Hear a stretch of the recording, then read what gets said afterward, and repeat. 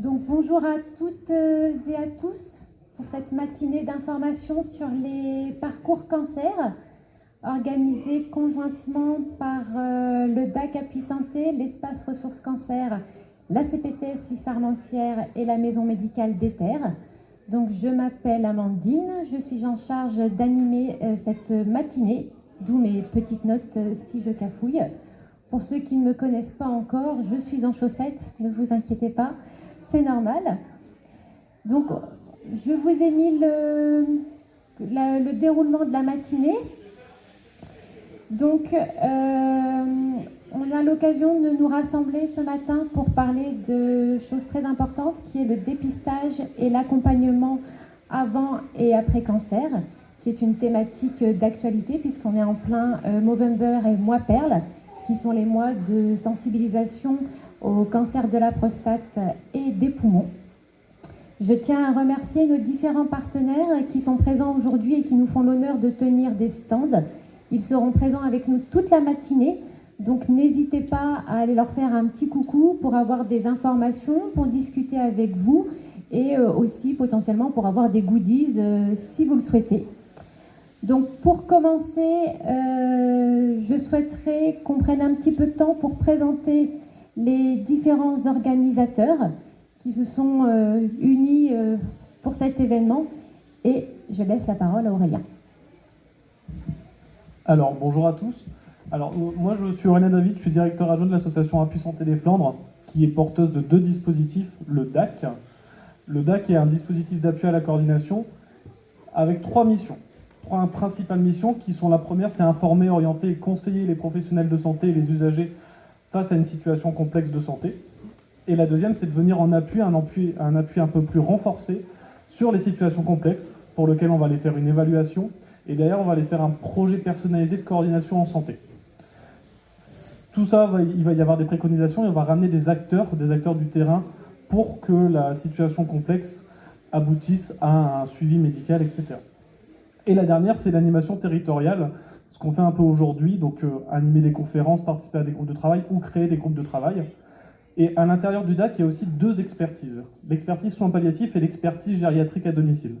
L'expertise gériatrique à domicile, elle est en partenariat avec le centre hospitalier d'Armentières, pour lequel en fait on va se rendre au domicile, faire une expertise avec un médecin, un infirmier, une diététicienne, enfin avec une équipe plurie, pour lequel on va aller faire des préconisations qu'on va les donner au médecin traitant et à l'usager.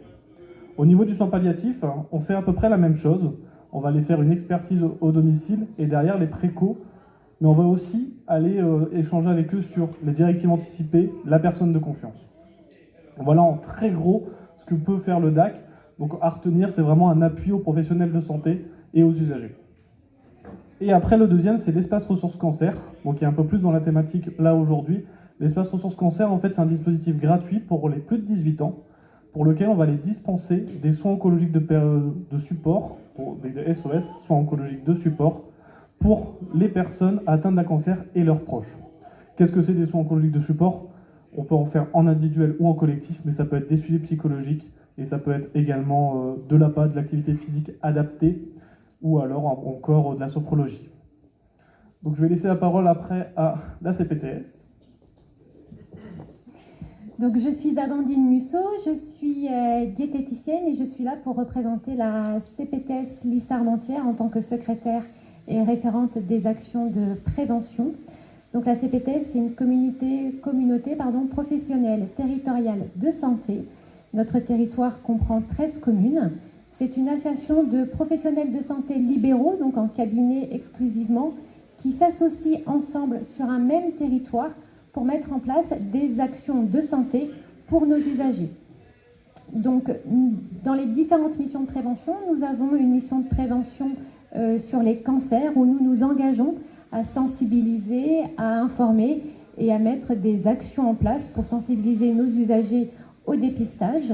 En ce sens, vous retrouverez au niveau des stands, un stand de la CPTS, vous pourrez rencontrer Madame Isabelle Montigny, notre vice-présidente, accompagnée de Cyril et Raphaël, tous 2 membres de la CPTS.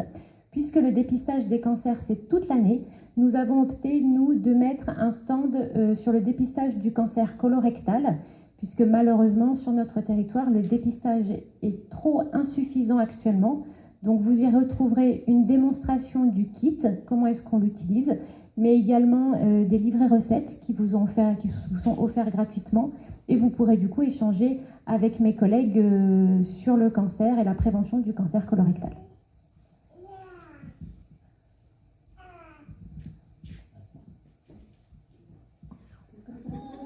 Bonjour à tous, moi je suis Mathieu Bélangier, médecin généraliste, et Sandrine Morlighem, infirmière libérale. On fait partie de la maison de santé pluriprofessionnelle d'Ether. On a été sollicité par le DAC et par la CPTS pour mener cette action commune de sensibilisation au cancer. On est une maison pluriprofessionnelle regroupant différentes professions de santé qui a ouvert en 2022. Et donc c'est la deuxième année qu'on met en place ce genre de conférences sur des thèmes de santé. Bonjour à tous, moi je vais vous présenter tout au moins les principales missions de la MSP. Donc nos missions, c'est garantir l'accès aux soins de proximité, offrir à la population du territoire une prise en charge la plus globale possible avec l'assurance d'une continuité des soins, améliorer et optimiser les conditions d'exercice des professionnels de santé et faciliter la prévention des diverses maladies auprès des patients par le développement d'actions de sensibilisation comme on est en train de le faire aujourd'hui.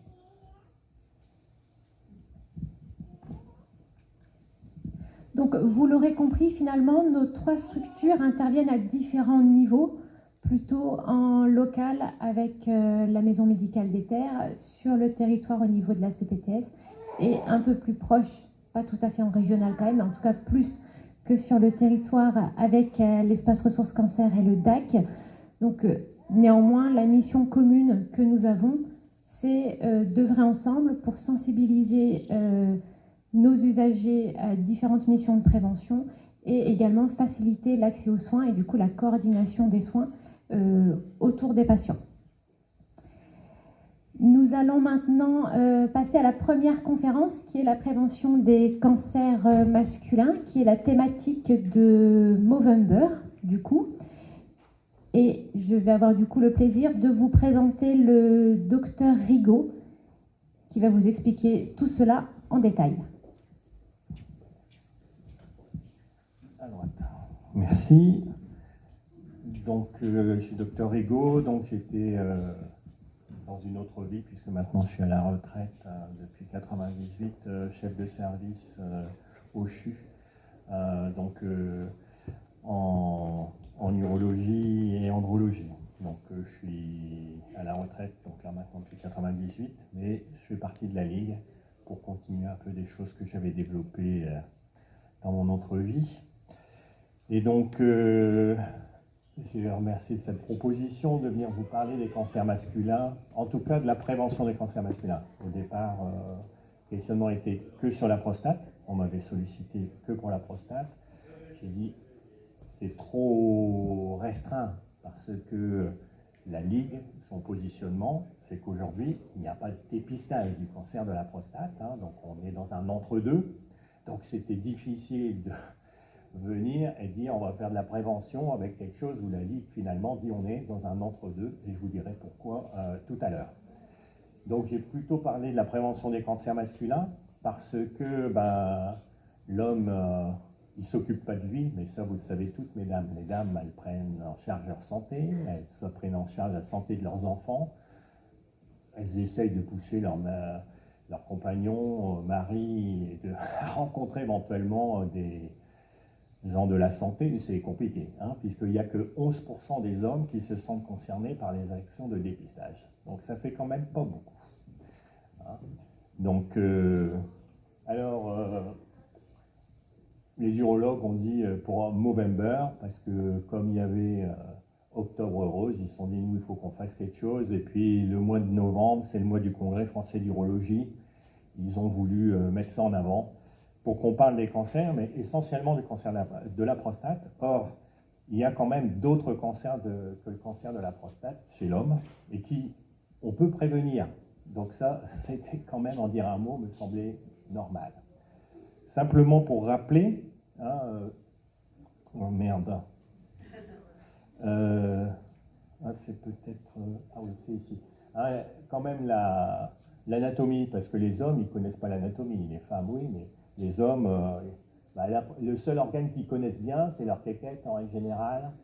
Un peu les testicules qui remettent de façon discrète en ordre dans leur slip à certains moments. Mais alors la prostate, alors là, ils ne connaissent vraiment pas où c'est. Hein. Donc ça, c'est un truc... ils en ont entendu parler, mais c'est tout. Donc, ces tissus ont tous une particularité, c'est qu'ils dépendent des hormones. Je vais me faire engueuler parce que je suis pas... Il fallait que je sois au milieu. Et donc, c'est qu'ils sont hormonodépendants. C'est-à-dire, pas d'hormones, ces tissus s'atrophient. Hein, et donc, c'est au moment de la puberté chez l'homme que se met en place la sécrétion de testostérone qui va faire qu'on est un peu agressif, on a éventuellement de la moustache, qu'on a du muscle. Le muscle sans hormones, sans testostérone, ben, il ne se passe pas grand-chose. Hein, on est une atrophie musculaire très rapide. Donc tout ça, ce sont des choses qui sont importantes et qu'on a du mal à réaliser, cette interdépendance entre les hormones et les organes sexuels masculins. Et la production se fait au niveau du testicule. Donc c'est le testicule. Il n'y a pas besoin d'avoir des très gros testicules pour avoir un taux d'hormones normal. Pour vous dire, un testicule, ça fait 23 cc environ. Vous pouvez avoir des taux d'hormones normaux avec 3 cc. Donc, je veux dire, c'est pas ce qu'il faut, c'est en avoir un petit peu quand même. Hein.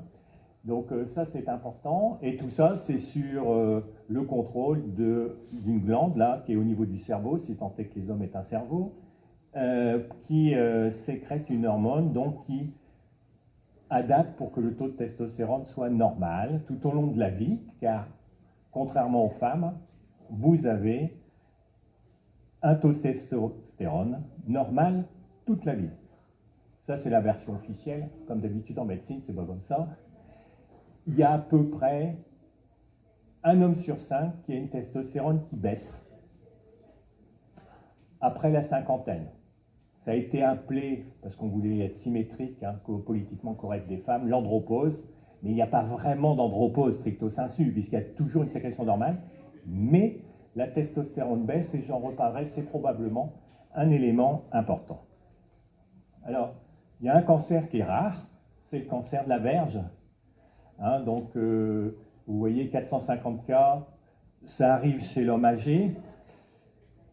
On le voit surtout dans les pays asiatiques et tout ça. Donc, c'est le reflet, souvent, du phimosis de naissance ou acquis qui n'a pas été traité. Et donc, progressivement, il y a une infection qui se crée au niveau de la verge, etc. et qui fait qu'on aboutit à des choses pas forcément sympathiques. Hein. Et là, le traitement est simple, c'est la circoncision. Donc, vous voyez, c'est de la prévention. Il n'est pas bon de rester toujours couvert. Il vaut mieux qu'on voit le gland. Il y a une petite ambiguïté sur la vaccination de l'HPV, hein, puisque c'est aujourd'hui mis en avant. L'HPV en soi ne diminue pas les cancers de la verge. En revanche, on voit bien que en particulier ça évite la transmission, bien sûr. Chez les hommes, on a vu monter certains cancers chez les hommes qui n'étaient pas fumeurs. Et donc, on a rapporté ça éventuellement à l'HPV. Mais donc, la vaccination de l'HPV, stricto sensu, n'est pas faite pour prévenir le cancer de la verge chez l'homme, c'est pour d'autres choses. Donc, simplement, hein, vous voyez que les aspects de cancer et de tumeur, c'est quand même pas super. Alors, on sait opérer, c'est pas le problème. Mais là, vous voyez, c'est quand même facile à voir. Donc ça, c'est de la prévention. Hein, ben, je vous assure que quand vous voyez des gens venir avec des trucs comme ça qu'ils ont depuis des lunes, ils disent « Ah non, j'ai pas fait attention, j'ai pas vu ». Vous vous dites quand même c'est un peu bizarre. C'est vraiment cette relation extrêmement particulière de l'homme avec son corps. Hein, donc c'est ça qu'on appelle le phimosis. Et donc quand on fait une circoncision, donc là vous voyez c'est ça, c'est ce qui se passe en dessous, hein, qu'on ne voyait pas, hein, puisqu'il y avait un phimosis. Ben, on coupe la peau ici, et puis comme ça, d'un seul coup, on peut tout à fait se nettoyer correctement, etc. Et là, a priori, le risque de cancer est faible. On le retrouve chez les diabétiques, par exemple. Hein, en médecine générale, c'est quelque chose qui est connu. Il y a beaucoup de diabétiques qui, avec les infections à répétition, font des phimosis acquis. Il faut les traiter. Alors, le cancer du testicule, vous voyez, on change de catégorie, on était à 400, non? Là, on est à 3000 cas par an, à peu près. Vous voyez qu'il n'y a pratiquement pas de décès. C'est-à-dire, moi, je suis une génération, on en guérissait 1 sur 2. C'était il y a longtemps. Mais on en guérissait 1 sur 2 et le traitement, c'était on enlève le testicule, puis advienne que pourra. Là, aujourd'hui, vous voyez, 90 décès, pratiquement tout le monde est guéri. C'est le cancer du jeune, le cancer le plus fréquent chez l'homme jeune, c'est vers la trentaine. Hein, donc, est-ce qu'il y a des moyens de prévention? Eh bien oui, il y en a. Donc en médecine générale, c'est les jeunes garçons qui ont eu un testicule qui est mal descendu, a priori, il faut faire une surveillance car ces jeunes garçons ont un risque plus élevé de cancer du testicule. Hein. Le risque est vraiment augmenté. Donc ça, c'est la première chose. Il y a la stérilité. Donc les hommes stériles font beaucoup plus de cancer que les autres. En fait, ils sont stériles parce qu'ils ont le terrain du cancer du testicule. Hein. Donc là aussi, voilà un facteur et donc ça justifie une attitude de dépistage, de se poser la question. C'est pour ça que les urologues sont dans les bilans d'infertilité à dire qu'il faut que l'homme soit examiné. On ne demande pas qu'il soit examiné par le professeur Duchemol à Paris, mais le médecin généraliste peut examiner le testicule et dire le testicule est normal ou pas. Hein. Donc vraiment, voilà un geste simple qui permet de prévenir éventuellement du cancer. Le traitement, c'est enlever le testicule. S'il y a un autre testicule à côté, il n'y a pas de conséquences, ni sexuelles, ni hormonales. Tout reste normal. Hein. Il y a éventuellement des difficultés qui sont liées à l'intervention, parce que l'idée de castration, c'est quelque chose qui perturbe, mais sur le fond, tout reste normal. Donc aujourd'hui, il y a même un préalable, c'est une des rares choses, il y a la congélation du sperme qui est obligatoire, ce qui fait qu'aujourd'hui, les hommes qui sont traités pour le cancer du testicule ont des enfants comme s'ils n'avaient pas été opérés. Hein, donc vous voyez, la palpation, c'est quand même relativement simple.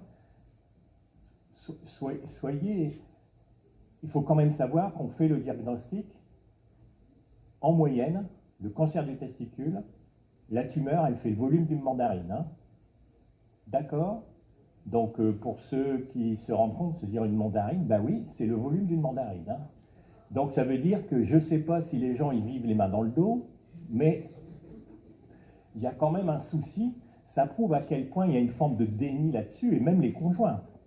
Hein, j'ai toujours souvenir d'un homme qui est venu, il avait un testicule qui arrivait ici, le volume. Sa conjointe avait déjà eu des partenaires, elle dit « j'avais rien vu ». Peut-être, mais enfin quand même.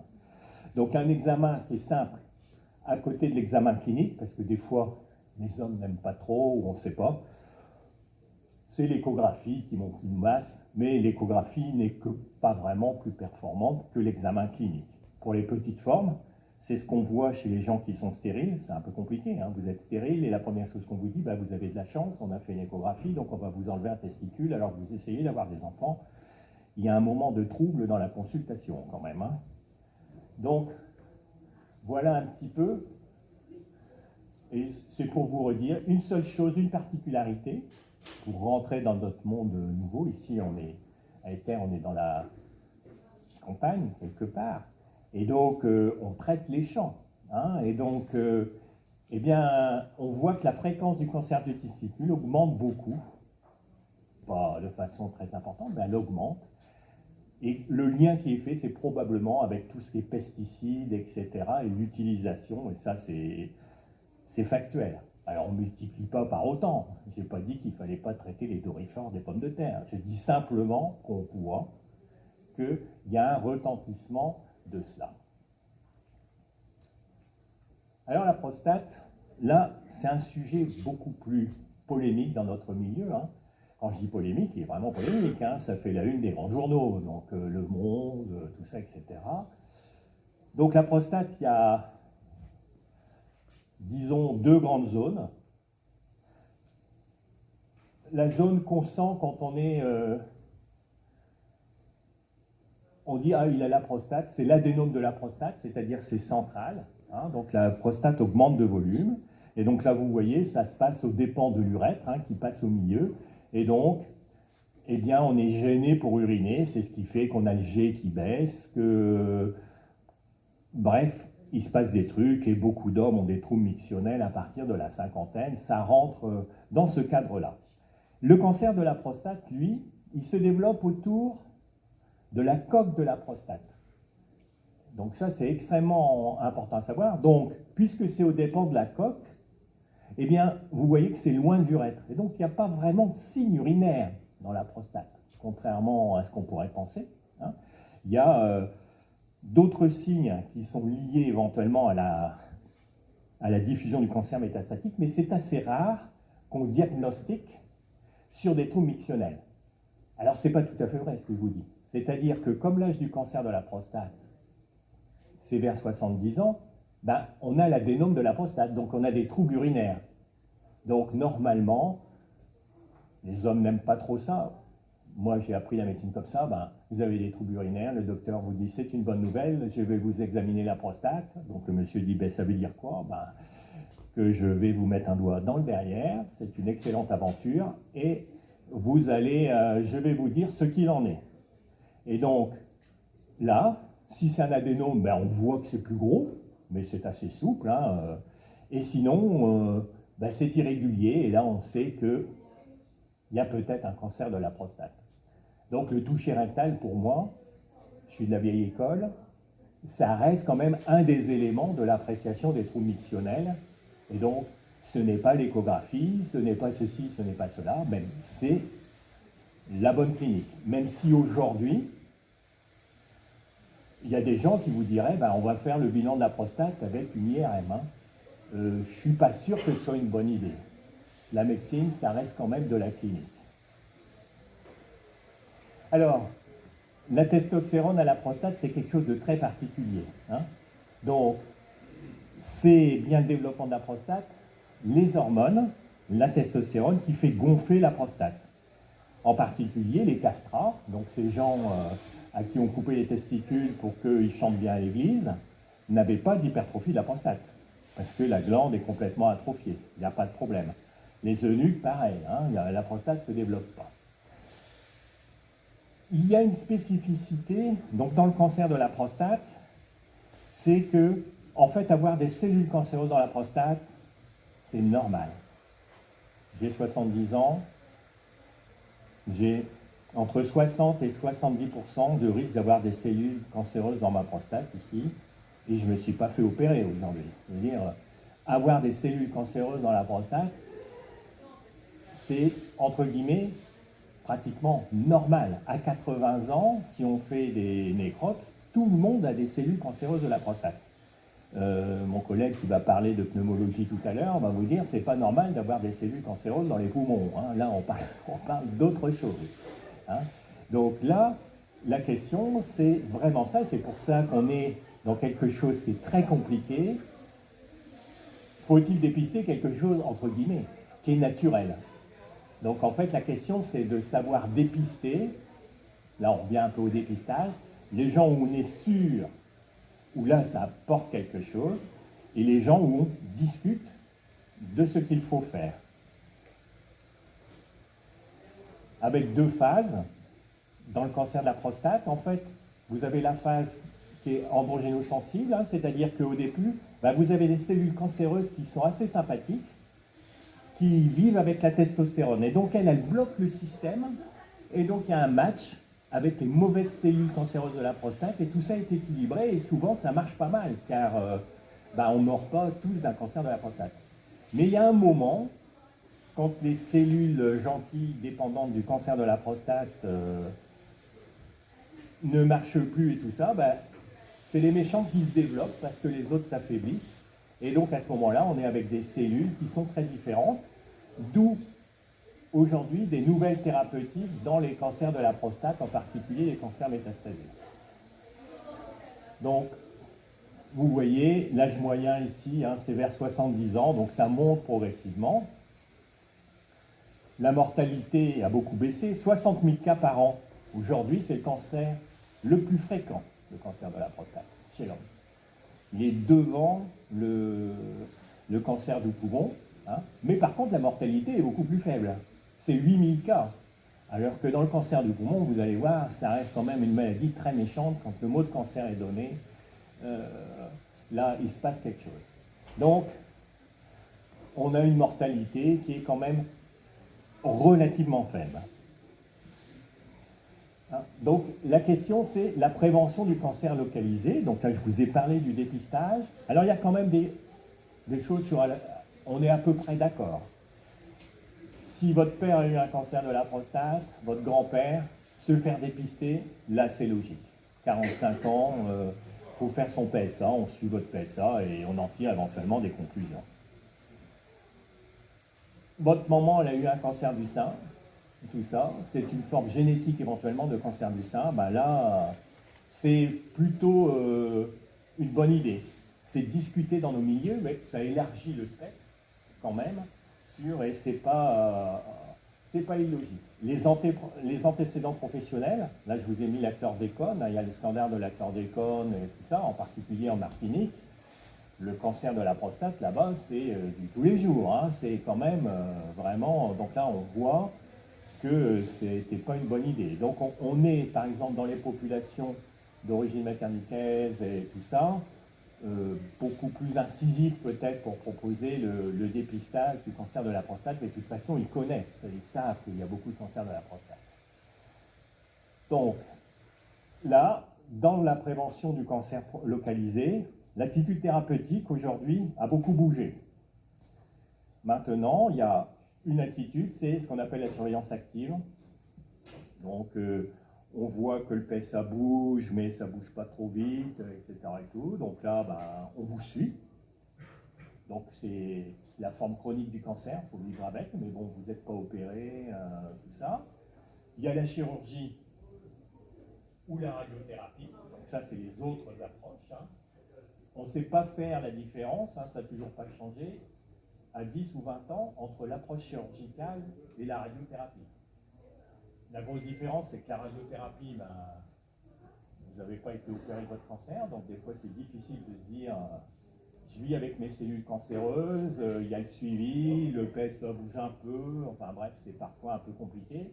La chirurgie, on vous dit ah ben, je vous ai tout enlevé, donc maintenant vous pouvez dormir sur vos deux oreilles. Peut-être que c'est pas si simple, il y a des complications et je vous en dirai un mot, mais au moins ça correspond plus au caractère masculin quelque part. Donc le diagnostic, que sur le PSA, vous voyez, bah, c'est pas parce que le PSA est augmenté, hein. La norme, si vous l'avez déjà regardé, si vous avez fait le PSA, c'est 4. Bah, quand il est plus élevé, ça n'est un cancer qu'une fois sur 5. Hein, donc c'est pas blanc ou noir. Mais bon, voilà. Donc aujourd'hui, il y a le toucher rectal, bien sûr, et il y a un examen qui là maintenant fait consensus. C'est l'association du PSA à 4, on vous fait une IRM de la prostate. Et donc là, on sait dire si c'est un cancer. Vous voyez, on se trompe que une fois sur 5, donc là c'est autre chose. Donc là, on sait d'emblée où on va. Et c'est sur ces arguments-là, et des biopsies qui sont faites sur les zones qu'on voit, hein, là, pendant l'IRM, on sait, on fait jusque 24 biopsies, hein, donc il y a des normes, tout ça c'est localisé, qu'on va décider de la conduite à tenir. L'élément qui a toujours perturbé tout le monde, et c'est pour ça que ça freine beaucoup sur l'idée du dépistage, c'est qu'être opéré du cancer de la prostate, c'est une fois sur 2, à peu près, vous allez avoir un trouble de l'érection. Hein. Donc, c'est peut-être important dans votre vie de tous les jours, ou tous les 2 jours, je ne sais pas. Mais en tout cas, c'est quand même une atteinte à l'idée qu'on se fait de soi, donc c'est quand même compliqué. Il y a 10 à 20% de gens qui ont des fuites urinaires transitoires, mais avoir des fuites, symboliquement chez l'homme, c'est dur. Combien de fois j'ai entendu ouais, maintenant je suis comme une femme, je perds mes urines. C'est une expression très classique qui prouve à quel point c'est violent. Hein. Mais maintenant, la société évolue. Vous allez à Match, moi c'est Match à côté, il y a des trucs pour les hommes. Hein. Donc avant, ça n'existait pas. Maintenant, il y a des trucs pour les hommes. Et donc, vous voyez que un homme sur deux va avoir des troubles mictionnels qui sont, en plus pour les conséquences, pas toujours pris en charge par la sécurité sociale. Donc, ça a un certain coût pour l'individu de prendre en charge les complications. Et donc, on sait les réparer. L'incontinence, il y a les couches, on peut vous mettre des ballons qui compriment l'urètre, on peut faire un certain nombre de choses pour que vous n'ayez plus. Mais enfin, c'est qu'à 2000, hein, vous avez un truc, vous pompez là pour retenir les urines, etc. Quand on évoque ça aux gens, c'est quelque chose qui peut être inquiétant. Hein. Il y a les troubles de l'érection, bien sûr, hein, parce qu'il y a toujours une différence. Souvent, les conjointes, ce qu'elles veulent, c'est garder leur compagnon, le père de leurs enfants, etc. Donc, la sexualité, oui, mais bon, il faut d'abord qu'il soit guéri.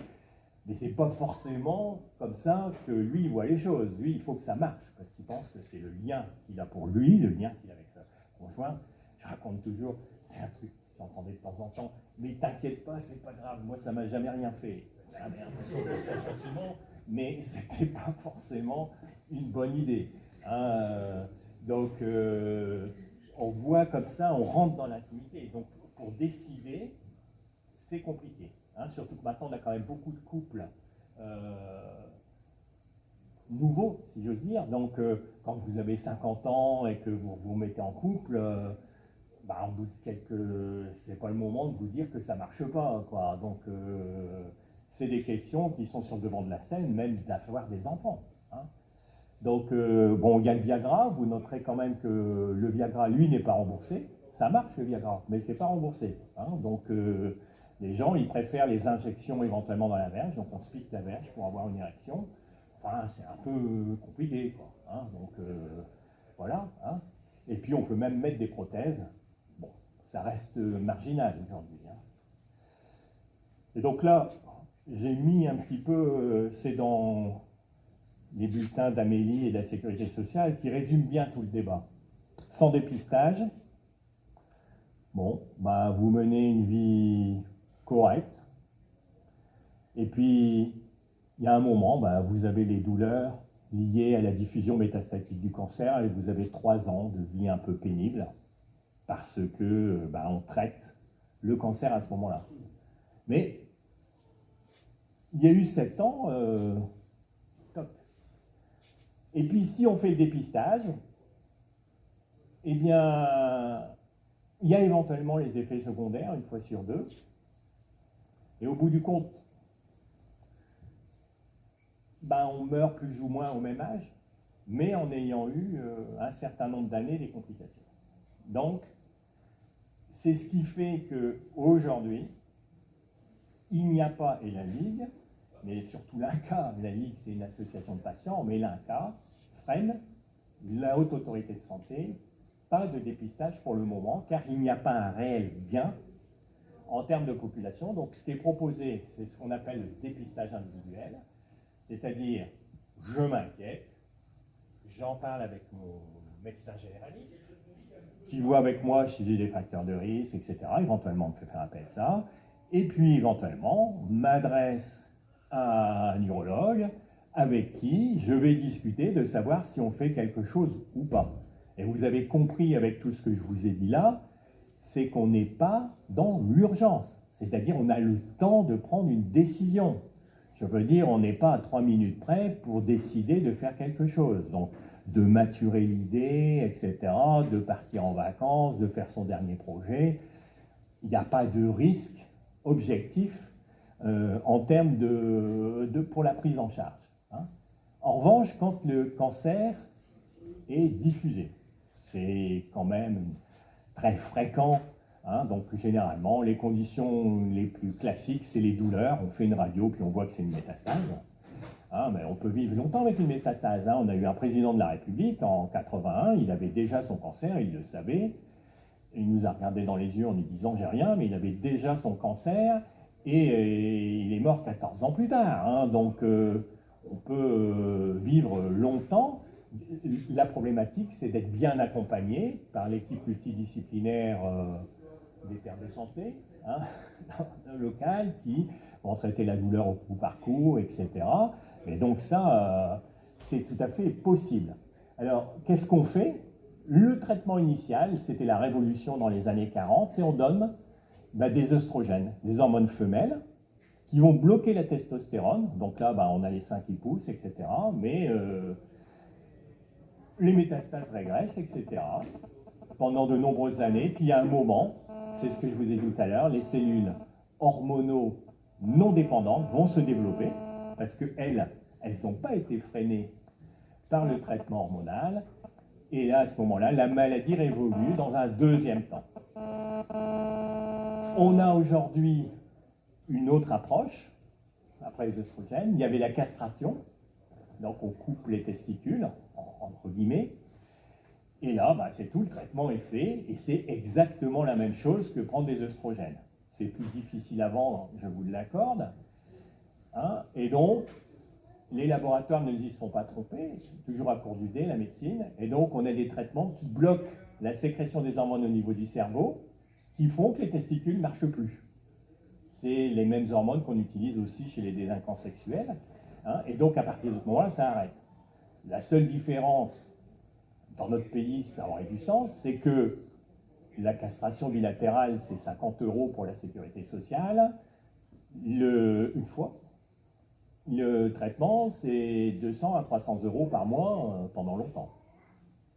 Mais on a de la chance, on a un pays très riche, donc il peut payer le traitement. Hein, et donc, ça. Mais je sais que je suis un peu provocant quand je dis ça. C'est simplement pour montrer les questions, comment on fonctionne. Sur les choses qui sont importantes, donc les gens, ils ont des bouffées de chaleur, tout ça, c'est un peu compliqué, mais surtout, et là j'insiste, surtout avec tous mes amis généralistes qui sont là, c'est que quand on fait la castration, dans le mois qui suit, les muscles, ils fondent. Donc il faut à tout prix pousser les gens, alors qu'on leur a annoncé des mauvaises nouvelles, à faire du sport s'ils n'en faisaient pas pour maintenir le capital musculaire. C'est-à-dire qu'une fois qu'il est perdu, quand il y a la castration, le récupérer, c'est très compliqué. Et c'est pour ça qu'ils vont être fatigués, qu'ils ne vont pas aller bien.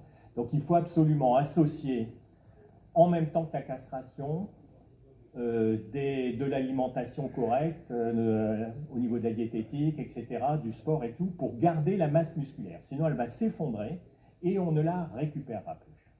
Et ça aura un autre inconvénient, c'est que il y a un moment, je vous ai dit, le traitement ne marche plus. Il y a ce qu'on appelle un échappement. Mais maintenant, on a des tas de thérapeutiques qui arrivent et qui permettent de continuer la vie. Avant, quand ça échappait, on savait que c'était cuit au niveau médical, on était vraiment dans le palliatif. Là, maintenant, on sait aider les gens à mener une vie tout à fait satisfaisante et tout, avec tous ces traitements. Mais c'est des traitements qui sont fatigants. C'est de la chimiothérapie, c'est tout ça. Et donc, avoir des gens qui arrivent avec du muscle, de l'appétit et tout ça, ça va leur permettre de gérer ces traitements qui apportent un gros plus aujourd'hui. Hein. Et donc, personnellement, c'est le message que j'essaye de vous faire passer aujourd'hui, mais que on essaye de faire passer dans le monde des urologues, qui est de dire, mais il faut absolument que les gens soient en bonne santé pour qu'on ne se pose pas la question au moment de la chimiothérapie, où là, vous avez quelqu'un qui est épuisé, fatigué, parce qu'il a les douleurs, et là, donner une chimiothérapie ou un truc comme ça, souvent, ça en rajoute une louche et c'est quand même compliqué. Hein, donc simplement, ça c'est pas pour vous faire peur, c'est simplement qu'il vous montre qu'à l'état normal, vous avez l'hypophyse, là, qui est dans le cerveau, qui sécrète ses hormones, qui active le testicule, et ce taux d'hormones, quand il est normal, il freine sa sécrétion. Donc cette boucle, et donc la castration, eh bien, on peut enlever les testicules, ça fait chuter la testostérone, ou on bloque ici, et ça fait chuter la testostérone, et donc les hormones, la prostate n'a plus son boost, si j'ose dire. Donc, voilà un petit peu les éléments donc du débat, c'est-à-dire, a priori, un dépistage individuel, des formes locales qu'on peut traiter, visant donc à supprimer le cancer prostatique. Hein. Donc là, il y a plusieurs façons de faire. Hein. On peut aussi décider de faire une surveillance active pendant 4-5 ans. Les gens, ils ont 50 ans, ils ont un nouveau couple qui est en train de se mettre en place, ils font leurs projets, leurs enfants, etc. Et puis, une fois que tout ça est fait, ben, ils peuvent passer éventuellement à un traitement. Mais bon, voilà. Et puis après, on fait le traitement radical, etc. Chacun doit faire. Mais vous voyez bien que tout ceci est long. Ça veut dire qu'il y a un engagement de tous les acteurs qui prennent en charge le patient. Et quand je dis le patient, en général, c'est le couple, hein, parce que la femme est excellente, c'est quelqu'un de très important, ça a été mis en évidence, c'est que les couples où il y a une différence d'âge et la femme est plus jeune, les hommes vivent plus longtemps que les hommes où femmes et hommes ont le même âge. Parce que, bah, on imagine bien, mais en tout cas, les statistiques le montrent. Voilà un petit peu ce que j'avais à vous dire, qu'on peut retrouver, hein, tout ça, vous le retrouvez sur Internet, c'est bien écrit, il n'y a pas de problème. Donc voilà, maintenant je suis à votre disposition pour des questions.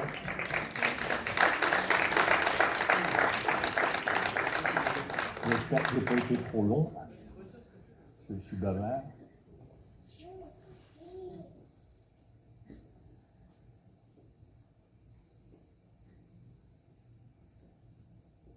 Vous savez tout ou je vous ai complètement endormi? Oui? C'est une question en connaissance d'un ami. Oui.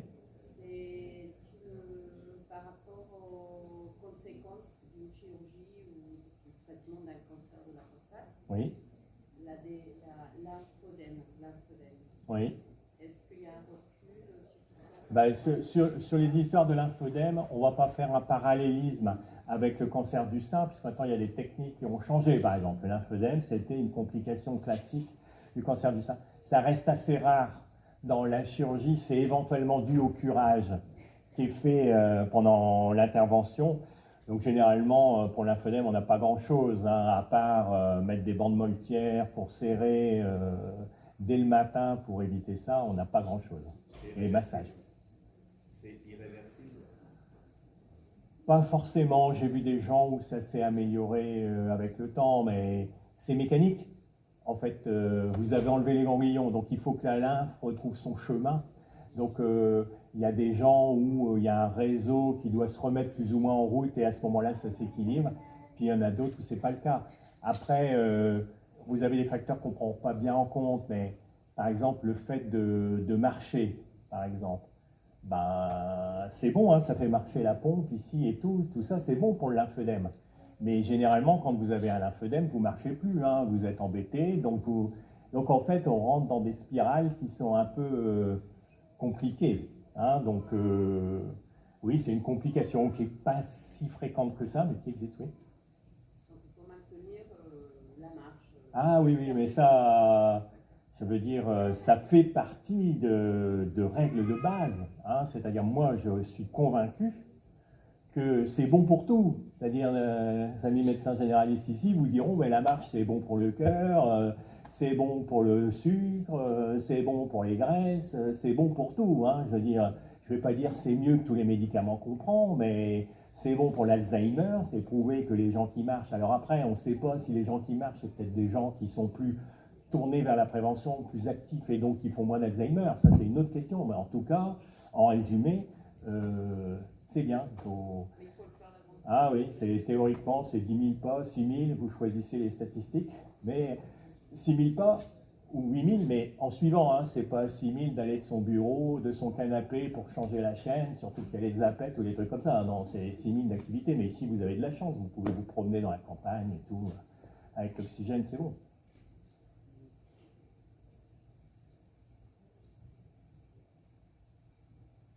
Pour la marche, il faut compter une demi-heure avant que vous ayez les effets bénéfiques de la marche. Au niveau hormonal, pour tous les trucs qui se passent, il faut au moins une demi-heure de marche soutenue, quoi. C'est du 4-5 km/h. Donc là, vous commencez à voir les trucs. Avant, la machine se met en route. Oui? Dans la prévention, est-ce que justement dans les mesures d'hygiène ou diététique, etc., est-ce qu'il y a des choses qui ont été montrées qui préviennent Alors, Oui, il y a des gens, par exemple, le régime méditerranéen avec les tomates, par exemple, les antioxydants, il y a des choses comme ça qui semblaient montrer une efficacité, mais on n'est pas il n'y a pas de bascule. Mais effectivement, il y a le régime méditerranéen a une incidence sur la croissance au niveau prostatique, etc. Donc l'alimentation, j'avais un bon ami urologue qui était passionné de ces histoires-là et donc qui travaillait là-dessus. Ça marche, oui, c'est efficace. Mais c'est pas comme prendre un comprimé pour l'ulcère. Quand vous prenez un comprimé pour l'ulcère, il n'y a plus d'ulcère. Mais c'est effectivement efficace, oui. Avec le tabac, il y a des liens qui sont faits, mais ça reste plutôt discret. En revanche, il y a eu des débats absolument extraordinaires sur les éjaculations, quoi, histoire de punir les gens. Plus vous aviez d'éjaculation, plus vous avez risque de la prostate. C'est pas vrai, ça c'est des conneries de bigot, si j'ose dire. Non, il n'y a pas de... Bon, ça, il n'y a pas de lien. Mais ça reste discuté. Hein. On a encore des articles avec des gens qui font des études là-dessus.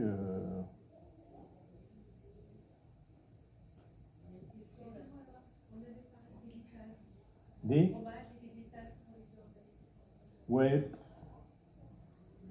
Moi, je suis un peu réservé. Je pense que moi, ce que j'ai toujours peur, c'est la volonté castratrice des femmes qui veulent mettre leurs hommes sous cloche.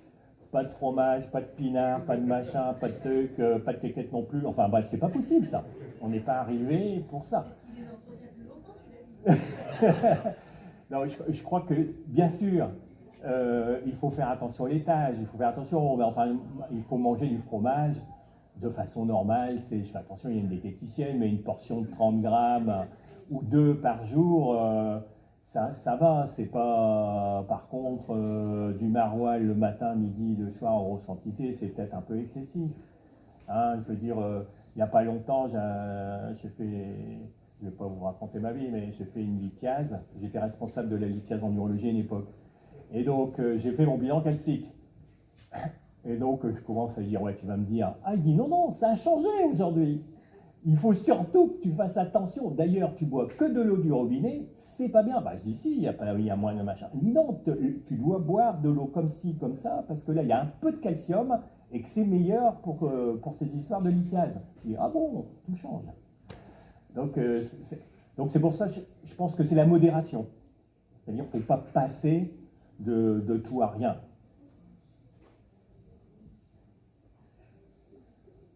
Bon, on va changer de registre, hein, peut-être. Là, c'est plus... Mais là, la prévention, elle existe. Hein. Là, c'est la vraie prévention. Hein. Moi, on ne fume pas. Merci beaucoup, Hugo. Du coup, j'interviens juste une toute petite minute. Je remets ma casquette de diététicienne. Effectivement, on sait qu'une alimentation type méditerranéen, donc ce vers quoi les recommandations vont actuellement, hein, plus de légumes, des fruits, des oméga-3, des choses comme ça, ont un rôle préventif dans les maladies chroniques, que ce soit les cancers, le diabète, les maladies cardiovasculaires. Moi, mon maître mot, c'est la santé passe par l'assiette, hein, évidemment, je suis diététicienne. Concernant les produits laitiers, il y a produits laitiers et produits laitiers. Quand on parle de 2 à 3 portions de produits laitiers, on entend par là produits laitiers de qualité. C'est facile, il n'y en a que 5. Lait, fromage, hein. Fromage à croquer, pas fromage à tartiner. Yaourt. C'est pas perle de lait, c'est pas un yaourt. Fromage blanc, petit suisse. C'est ça. En général, les gens confondent les laitages de qualité et les desserts lactés. On sait que les produits laitiers, dans les dernières études, ont un rôle protecteur dans le diabète, dans le surpoids, dans les maladies cardiovasculaires, puisqu'effectivement, la nutrition est une science. Ce qui est vrai aujourd'hui ne l'était pas hier. Il y a quelques années, on pensait qu'un jus de fruits, ça comptait comme un fruit. Mesdames et messieurs, je vous annonce aujourd'hui que depuis 2015, un jus de fruits, un fruit, même pressé avec beaucoup d'amour à la maison, fait partie des sodas. Sauf pour les seniors. On peut les accepter. Mais voilà, on se rend compte que voilà, quand on regarde comment ça se passe dans le corps, finalement, ça ne se passe pas tout à fait comme on le pensait. Je m'arrête là, sinon vous en aurez jusqu'à 22h. Du coup, si on synthétise, si je peux me permettre de synthétiser en une toute petite phrase l'intervention de M. Rigaud, Eh bien, messieurs, soyez curieux de ce qui se passe dans votre pantalon et tâtez-vous. Voilà. Chez vous, hein, pas n'importe où. Du coup, je vais laisser la parole à Dr Ampère pour parler du cancer des poumons, qui est la thématique du mois Perle.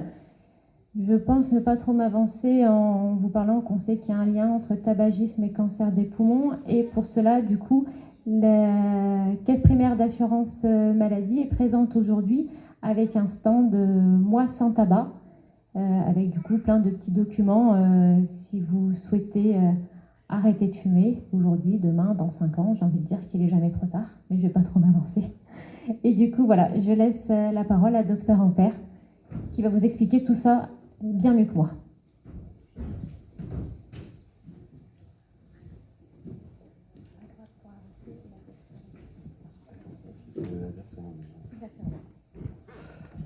Bonjour à tous, donc je suis Alexandre Ampère, je suis pneumologue dans le service de pneumologie de l'hôpital de Béthune. Maintenant aussi Lens, puisque à Lens il n'y a plus de service de pneumologie. Tous les pneumologues étaient partis en 2017 et donc l'ARS et le GHT nous a demandé aussi d'aller sur Lens. Donc on reconstruit tout doucement, mais sûrement, de la pneumologie sur Lens. Excusez-moi, j'ai la voix un petit peu... Il y a beaucoup de monde malade chez moi. Donc je vais vous parler, alors je suis très jaloux du professeur Rigaud et aussi des gens qui s'occupent du sein, du côlon. Nous on est vraiment les parents pauvres du dépistage. On attend avec hâte que ça arrive. Alors il y a beaucoup de travail là-dessus, je vais vous en parler. Mais on est vraiment à la bourre en France, on trépigne. Il y a beaucoup de discussions en ce moment avec les institutions ministérielles et donc et la sécurité sociale aussi, puisque les implications sont quand même financièrement très importantes. Donc effectivement, ça discute, il faut beaucoup d'études. Voilà, je vais vous en parler. Alors où en est-on? Pour l'instant, on y travaille, mais c'est pas encore diffusé. Ça devrait arriver bientôt. Alors, j'ai commencé par un dessin, une œuvre d'art qui est presque de moi, en fait. C'est de l'intelligence artificielle. Je ne sais pas si vous avez déjà essayé les systèmes, on peut faire des trucs rigolos. Alors, pourquoi j'ai fait ça? C'est parce que, en fait, l'intelligence artificielle, elle va nous aider à faire du dépistage du cancer du poumon. On va en reparler après. Voilà, donc j'avais demandé de faire une œuvre d'art. Il suffit de... C'est les prompts, hein, je ne sais pas si vous avez commencé à vous intéresser à ça, c'est rigolo. Voilà. Alors sur l'épidémiologie, voilà, le cancer du poumon, c'est la première cause de mortalité par cancer. Alors, on est vraiment les parents pauvres du dépistage et aussi de la mortalité en fait, de ces cancers-là, parce qu'on les découvre beaucoup trop tard. Et donc le dépistage, on compte beaucoup dessus pour découvrir le cancer du poumon à des stades précoces, parce que entre un cancer, la mortalité à 5 ans, c'est 10%, c'est vraiment pas beaucoup, et alors que dans les premiers stades, c'est plus de 80%. Donc c'est un intérêt quand même très, très intéressant. Donc vous voyez, 33 000 décès en 2018, ça fait 600 décès par semaine, c'est un crash de Boeing hebdomadaire.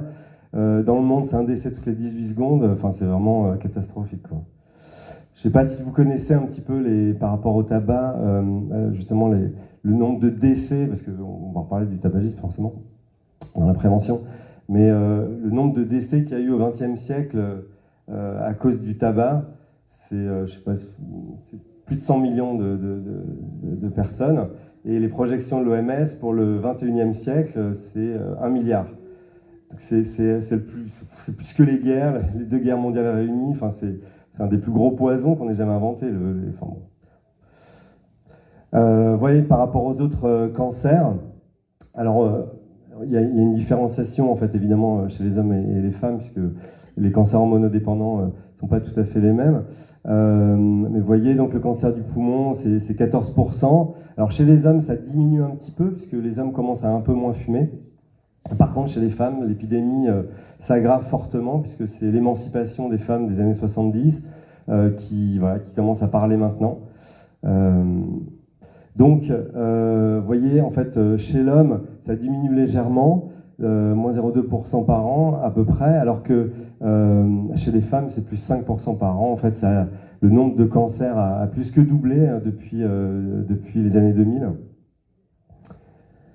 Voilà, donc la mortalité, elle augmente plus de 3% par an chez les femmes. Mais c'est parce que si, peut-être on commence à mieux les chercher, mais surtout parce qu'elles arrivent en plus grand nombre. Donc là, c'était pour vous montrer, c'est un peu la même chose, mais présenter différemment. Voilà, entre les évolutions entre 90 cette fois-ci et 2023. Donc vous voyez, le cancer du poumon chez la femme, c'est 5% de plus par rapport aux années 90, alors que chez les hommes, c'est un petit peu moins. Mais ça reste, vous voyez, on a quasiment 50 000 décès par an, c'est énorme. Donc évidemment, le facteur principal, c'est le tabagisme,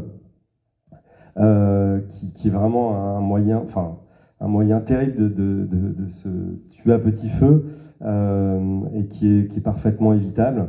Mais voilà, c'est compliqué, c'est tellement accepté culturellement, et l'industrie du tabac est hyper puissante, et c'est très difficile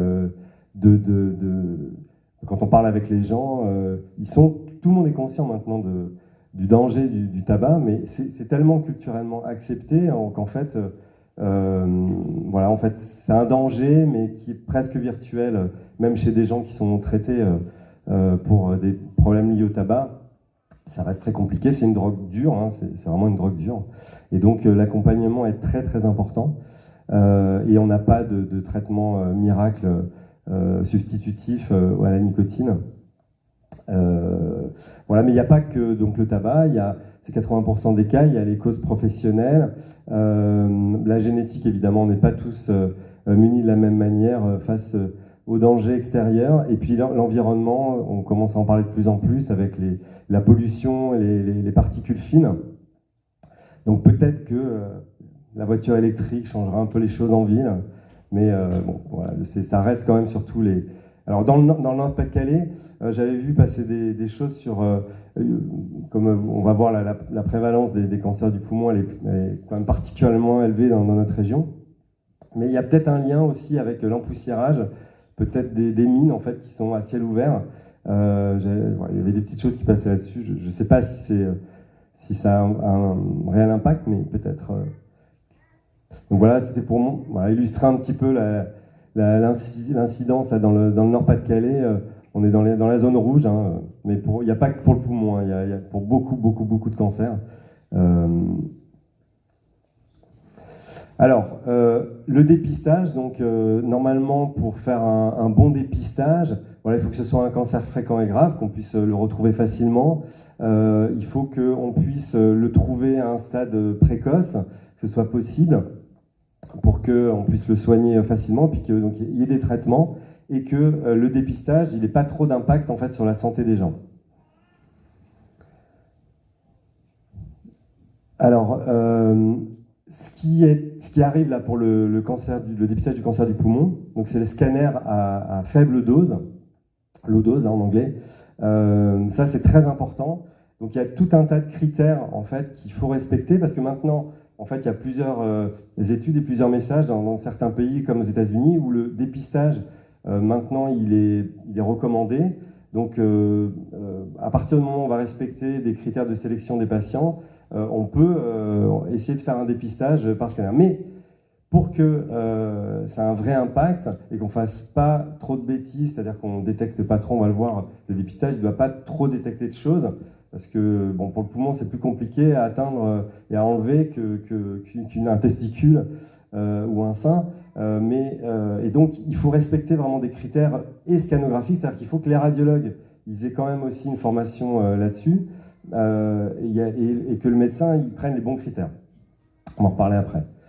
Donc voilà, c'est des scanners. On va voir sur l'irradiation, là j'en parle après. Voilà, donc pour les préalables du dépistage, il faut donc des critères d'âge, il faut des gens qui fument, parce que c'est quand même le facteur principal.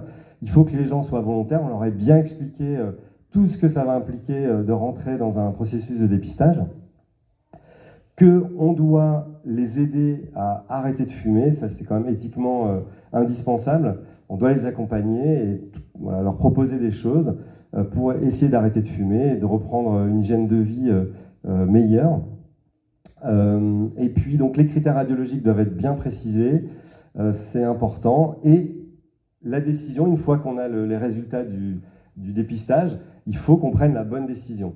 Et donc, voilà, soit le dépistage est négatif, donc là c'est bien, c'est parfait, soit il est positif, ben voilà, on s'engage dans un processus de traitement, mais on va voir, il y a des études qui ont montré qu'il y a une décision à déterminer, et là il faut aussi avoir un bon chemin diagnostique dans cette zone-là.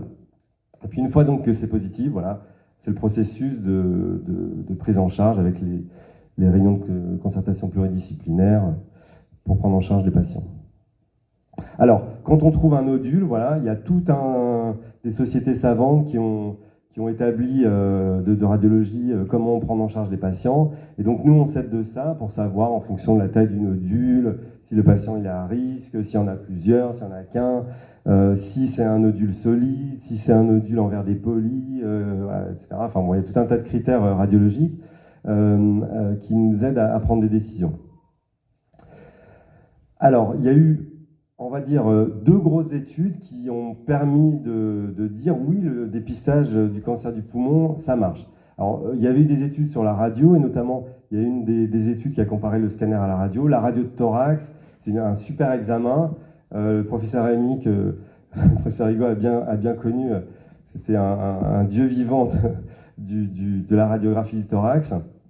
Mais c'est pas suffisant pour le cancer du poumon. C'est vraiment tout petit, c'est mal placé. La radio de thorax, c'est trop compliqué. Le scanner, c'est quand même beaucoup plus précis. Et donc, il y a eu 2 études. Il y a une première étude américaine qui a montré que ça permettait, en faisant ce dépistage, de diminuer la mortalité de 20%. Donc, c'était quand même un gros scoop, quoi.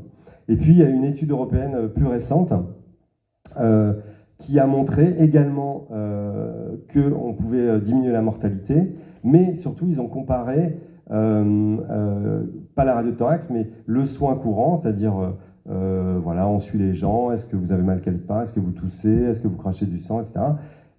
Habituel, un scanner qu'on va faire une fois par an et un scanner qu'on va faire tous les 2 ans. En fait, il n'y a pas de différence entre une fois par an et tous les 2 ans. Donc ça, c'est aussi un élément important pour savoir combien de scanners on va faire, parce que ce n'est pas anodin, on va en reparler après. Après, il y a eu d'autres études, une étude italienne aussi qui a montré que ça réduisait bien la mortalité. Alors, ces 2 grosses études, voilà, il y a des critères tabagiques, voilà, la durée de suivi. Pour l'étude américaine, c'était à peu près 6 ans. L'étude hollando-belge, c'était 10 ans. Et en fait, on faisait le scanner 1 an, 2 ans. Et une fois qu'on regardait les décisions, on suivait les gens et on a regardé ce qu'ils devenaient. C'était ça, en fait, le but des études. Donc, vous voyez, l'étude américaine, c'est 20% de réduction de mortalité et l'autre, 24 à 33 en fonction de certains critères. Et donc, ils ont calculé le nombre de vies sauvées pour 1000 patients dépistés, donc à peu près entre 3 et 4. Quoi. C'est pas beaucoup, hein, mais bon, pour nous, c'est énorme. Alors, le bénéfice du dépistage, voilà, on augmente la détection des stades précoces, c'est évidemment le but. On peut les soigner, on peut les opérer. Et puis, voilà, c'est un avantage pour les populations à risque, on va en parler juste après. Alors, il y a d'autres études en cours. Il y en a une qui est terminée, là, celle qui a été faite par mon confrère, le docteur Leleu, dans la Somme, qui a récupéré un peu tous ces critères des 2 grosses études et qui a voulu, avec les médecins généralistes et les radiologues, montrer que c'était faisable dans la vraie vie, voilà, dans la Somme. Et il a réussi, il a retrouvé les mêmes chiffres que ces 2 études. Et donc, là, en ce moment, il prend son bâton de pèlerin pour aller voir les ministères, la caisse de sécurité sociale pour essayer d'étendre ce truc-là. Il travaille beaucoup là-dessus avec le professeur Cherperel, maintenant qu'il a pris la succession du professeur Lafitte. Et voilà, il travaille beaucoup là-dessus. J'ai beaucoup de SMS du professeur Cherperel pour me dire où ça en est. Alors, parce qu'en fait, donc, il y a une étude qui s'appelle l'étude Cascade. Alors, cette étude, en fait, on va en parler juste après, je vais vous en parler après. Là, c'est pour vous montrer que dans le monde, il y a eu aussi plein de pays qui ont testé le dépistage, et vous voyez, il y en a partout, et donc il y a un petit pool, ils ont essayé de voir un petit peu combien ça sauvait de vies depuis qu'ils ont commencé, donc ça a l'air de quand même être intéressant. Donc il faut le faire, mais voilà, nous, pour l'instant, il n'y a que la Croatie en Europe qui a mis en place le dépistage dans la vie quotidienne. Alors, voilà, petit focus chez la femme, parce que dans l'étude Nelson, il y avait très peu de femmes sur les 15 000 patients qui ont été étudiés. Il y en avait un peu plus de 1000 femmes seulement. Mais ce petit groupe, il a montré que le dépistage avait l'air plus efficace. Ils ont sauvé plus de vies, ils ont eu des stades plus précoces. Il y avait l'air de se passer quelque chose, quoi. Et donc, le professeur Revel, Marie-Pierre Revel, à l'hôpital Cochin à Paris, elle a dit oui, nous on va participer aux études que demande le ministère pour mettre en place ça, et on va prendre que les femmes, et on va essayer de voir si effectivement ça marche bien pour les femmes. Donc, voilà, donc elle a mis en place ce projet d'étude de cascade, dépistage du cancer du poumon parce qu'il y en a une faible dose chez les femmes. Et donc, voilà, on a la chance d'y participer. Vous voyez Béthune, il y avait donc il y a Cochin, Rennes, Grenoble, et puis donc petit hôpital périphérique Béthune, youpi, on a pu y participer. Donc, c'est le docteur Jean-Baptiste Fèvre qui est le fils spirituel de monsieur Rémy, professeur Rémy, c'est lui qui nous a en fait mis en lien avec le professeur Revel. Et voilà, donc on a commencé l'étude, on est en plein dedans. Et donc voilà, finalement il y a plusieurs centres, on avait du mal quand même à recruter, donc il y a plusieurs centres qui ont ouvert. Alors il y en a qui n'ont pas du tout, qui n'arrivent pas à recruter. C'était bizarre, Grenoble, ils ne récupéraient pas trop, alors ils avaient 4 centres. Il y a les pneumologues libéraux de Béthune qui ont commencé à participer aussi. Pour l'instant, ils n'ont pas encore inclus. Mais voilà, il y a plusieurs centres qui ont ouvert. Donc l'objectif, c'était de au moins enrôler 2400 femmes. On y est presque, on a 2350. Donc on y est presque. Alors, je vais vous en parler parce qu'on a encore besoin d'inclure, hein, donc c'est pas fini. Donc, alors, voilà, le problème de tout dépistage, c'est... professeur Higan en a parlé, c'est les faux positifs. C'est-à-dire que en fonction des critères qu'on va utiliser, on risque de trouver des choses qui ne sont pas forcément du cancer. Et donc, dans le poumon, c'est embêtant parce que souvent, on va quand même vouloir opérer pour savoir ce qui se passe. Et donc, c'est quand même pas rien de se faire enlever un lobe du poumon. C'est pas une partie, une petite promenade de plaisir, quoi. Donc, il faut faire attention. Et c'est vraiment ces critères qu'on va définir au départ dans le dépistage qui vont donner le nombre de faux positifs. Entre les deux études là, dont je vous ai parlé, il y en avait une, la deuxième, la belge hollandaise, c'était que 1% de faux positifs, alors que l'américaine, c'était 20%, parce qu'ils n'avaient pas du tout les mêmes critères, quoi. Donc ça change tout. Voilà, donc le surdiagnostic, et puis l'exposition aux radiations, c'est quand même pas rien, c'est un scanner. Voilà, on sait que ça, voilà, c'est un rayonnement, c'est pas beaucoup, hein. J'ai mis, voilà, ça c'est un peu l'irradiation qu'on a dans la vie quotidienne. La radiographie de standard, on voit ici c'est pas beaucoup, c'est 0,1 millisievert, hein, c'est vraiment pas grand-chose. Normalement, a priori, un Français moyen, il se prend 3 millisieverts de radiation dans l'année, et un scanner low dose, c'est 1,5 millisieverts. Donc c'est la moitié de son irradiation annuelle, donc c'est vraiment pas grand-chose, hein. Et c'est vraiment en plus des seuils qui sont hyper sévères, hein, qui ont été définis pour l'irradiation. Il y a des zones dans le monde où ils sont beaucoup plus irradiés que les seuils acceptables. Et pourtant, il n'y a pas hyper plus de cancer, quoi. Par exemple, un scanner standard, vous voyez la différence, un scanner standard, c'est 7 millisieverts. Donc, c'est beaucoup plus, c'est 2-3 fois plus qu'un scanner low dose. Et puis, l'impact économique d'un dépistage, voilà, c'est des scanners, ça coûte cher, ça va engendrer des fibroscopies, des analyses de sang, avec maintenant on recherche des gènes, des mutations, des trucs, plein de machins, ça coûte super cher. Et puis, et voilà, donc ça a été étudié, l'impact économique. A priori, il y a 1,6 à 2 millions de personnes qui sont éligibles avec les critères qu'on a à peu près définis maintenant. Et ça pourrait coûter 105 à 215 millions d'euros, donc c'est quand même pas rien. Mais ça pourrait être entièrement financé par la cigarette, évidemment. Hein. C'est tout, il faut qu'il paye aussi. Et donc, si on met 1,36% du prix d'un paquet de clubs, ça fait à peu près 10 centimes, ça suffit pour financer le dépistage du cancer du poumon. Donc c'est faisable.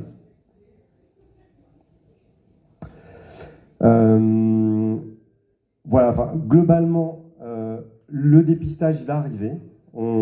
Les critères qui sont quasiment maintenant fixés grâce aux études qui ont été faites, voilà, c'est des patients de plus de 50 ans jusqu'à 75 ans qui ont fumé au moins 20 paquets années. Alors les 20 paquets années, ça correspond à quoi? C'est le nombre de cigarettes qu'on fume tous les jours et qu'on va multiplier par le nombre d'années en fonction du nombre de paquets auxquels ça correspond.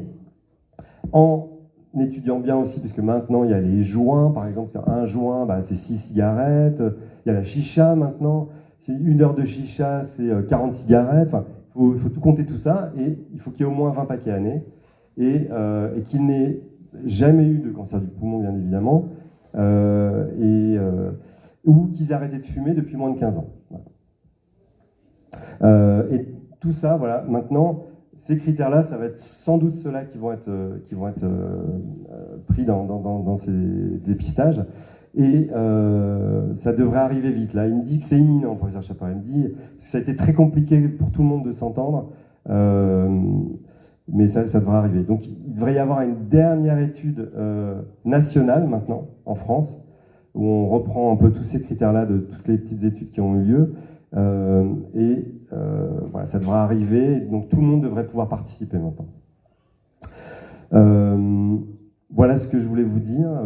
Voilà, ce week-end, c'est toujours bien. Voilà, je ne sais pas si vous avez des questions. Oui.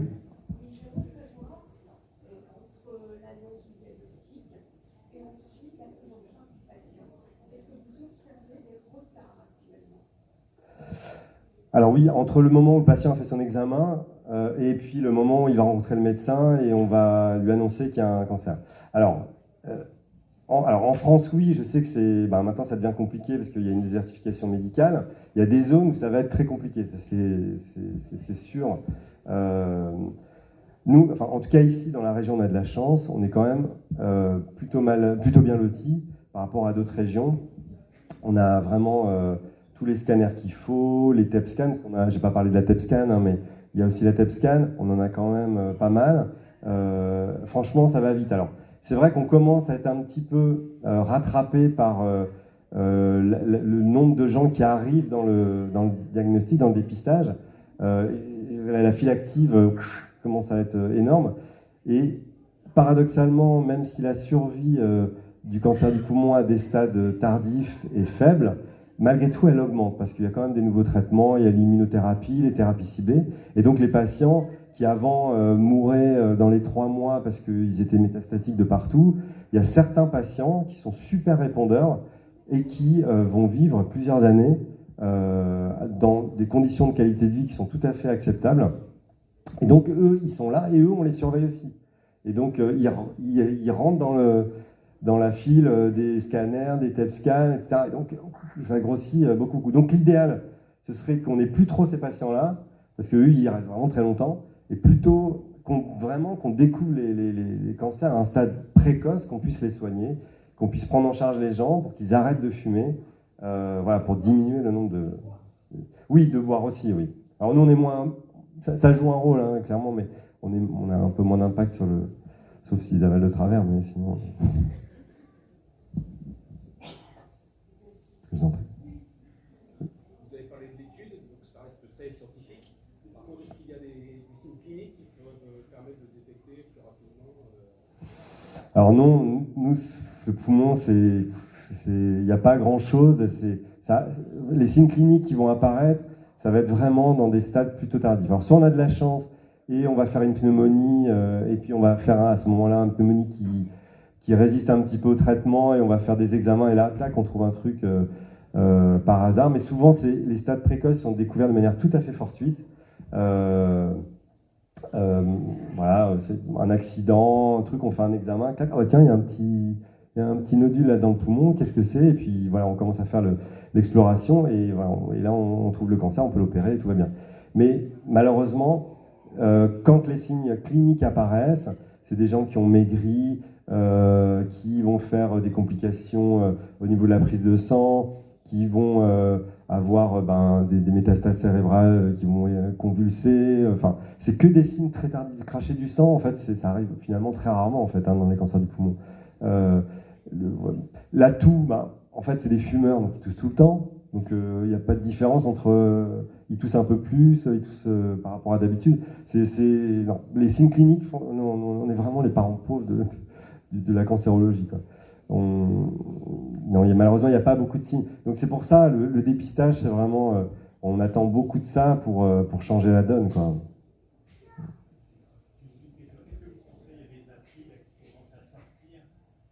Les fumeurs peuvent regarder pour voir s'ils ont une modification plus ou moins de leurs habitudes, de la toux, des choses comme ça. Ça sert à quelque chose?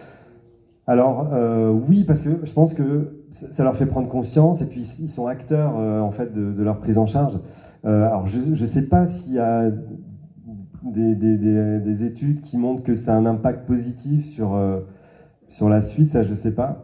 Alors encore une fois, l'intelligence artificielle. Ah oui, j'ai oublié de vous en parler parce que oui, j'ai oublié de vous en parler de l'intelligence artificielle. Dans le scanner, en fait, juste la petite parenthèse pour finir de répondre, c'est qu'on va être aidé par l'intelligence artificielle. C'est-à-dire que tous les radiologues ne sont pas des super professeurs Rémi. Et donc, l'intérêt de l'intelligence artificielle, c'est qu'ils vont être aidés par l'intelligence artificielle pour faire le diagnostic d'un nodule anormal. Et dans l'étude cascade, c'est ce qu'on fait. C'est-à-dire que c'est un radiologue qui n'est pas un radiologue thoracique qui fait le scanner et il y a un module d'intelligence artificielle qui va lui dire attends, il y a ça aussi, il y a ça, voilà. Et donc, et ça c'est comparé avec des experts, des professeurs MIBIS et on voit si c'est la même chose. Bon, a priori, ça va être la même chose. Donc et donc, l'intelligence artificielle sera partout, c'est pour ça que je vous en avais parlé au départ.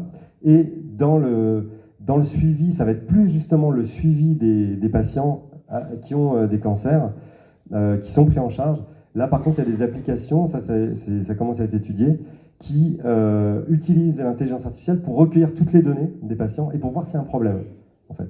Et ça permettra de faire gagner du temps au médecin quand il verra son oncologue. L'oncologue, il aura déjà un diagnostic. Ah bah tiens, lui, il a probablement un petit problème de calcémie ou un problème de tout comme ça. Parce que l'intelligence artificielle, en fonction des questionnaires, elle aura détecté qu'il y a un problème précis. Donc ça fait gagner du temps, quoi. Mais plus dans ce côté-là. Prévention, je ne sais pas. Je sais pas.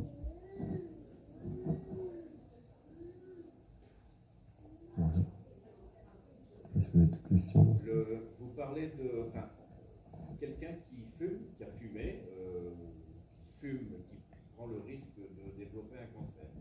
Quelqu'un qui arrête, est-ce que vous pouvez dire un peu comment ça au niveau du corps, comment ça se manifeste?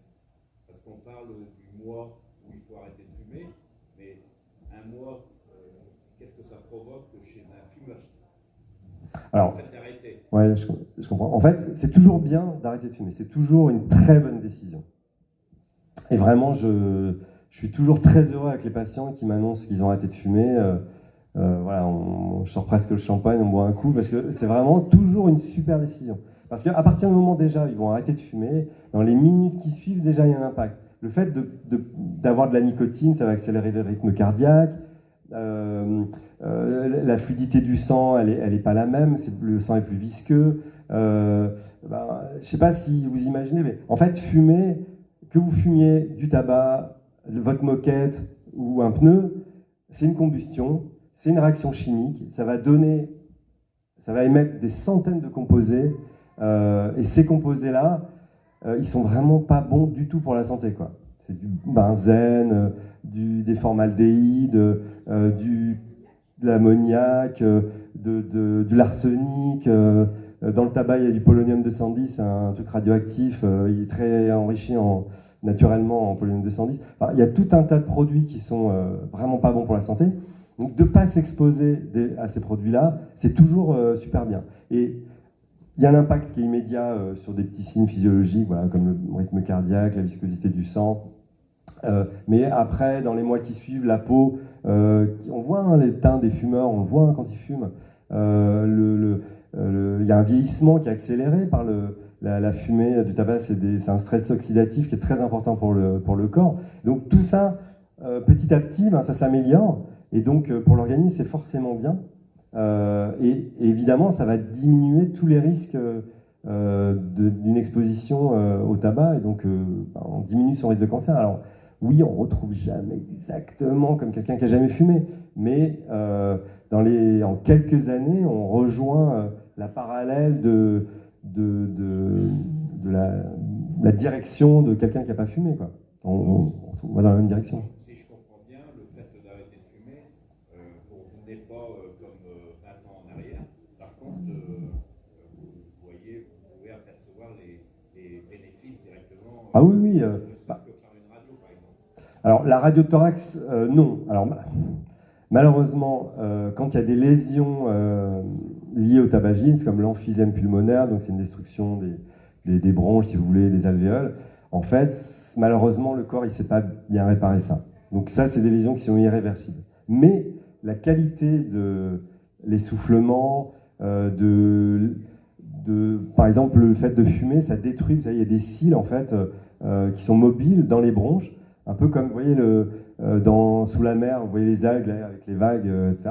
En fait, ces cils, ils vont faire exactement ces mouvements-là pour ramener le mucus qu'il y a au fin fond des bronches, pour le ramener jusqu'à la glotte, là, qu'on va déglutir. On ne s'en rend pas compte, hein, on déglutit notre mucus pulmonaire toute la journée. Et le fait de fumer, ça détruit les cils. Il n'y a plus de cils. Donc c'est pour ça que les gens toussent, en fait, parce qu'il y a une inflammation, parce que c'est très irritant, en fait, la fumée de cigarette. Et en plus, le mucus qui va être encore plus produit, parce qu'il y a de l'irritation, il ne peut plus être remonté par les cils. C'est pour ça que le matin, les fumeurs toussent beaucoup, parce que pendant la nuit, normalement, les cils ils vont tout ramener. Et là, en fait, le matin, il faut qu'ils dégagent tout ça, quoi. C'est la toilette matinale des bronches, on dit. Et tout ça, les cils, ils vont repousser. Ça repousse, ça, par contre. Et donc, il y aura moins d'inflammation, il y aura moins de tout. L'odorat, il va s'améliorer. Enfin, il y a tout un tas de trucs. Oui, c'est toujours positif d'arrêter de fumer.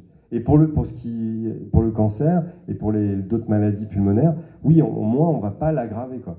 On ne va pas aggraver un emphysème pulmonaire ou une BPCO, là, la bronchopneumopathie chronique obstructive, la maladie du fumeur.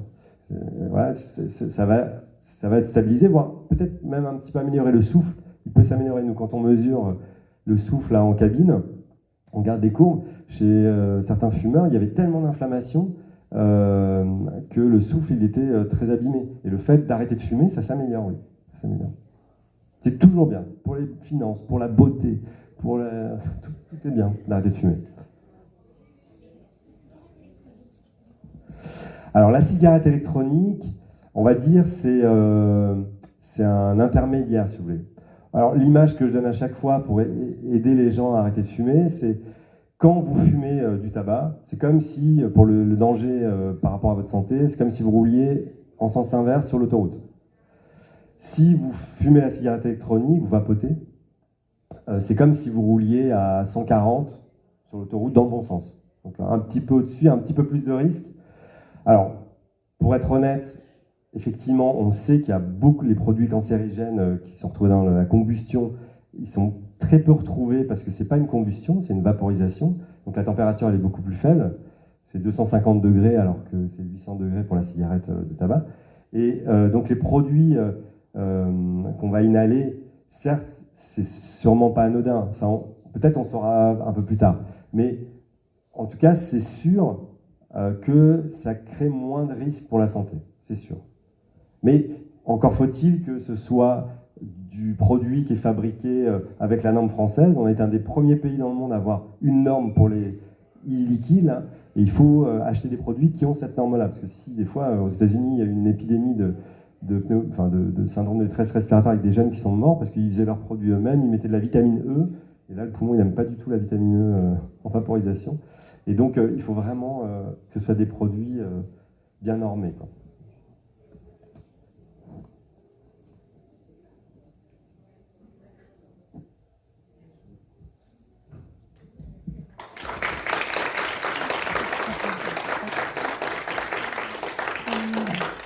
merci beaucoup à Docteur Ampère. Donc moi je ne fume pas, donc j'ai pas de bénéfice beauté, mais je me suis fait une petite beauté en attendant. Hein, j'en ai profité pour couper mes cheveux.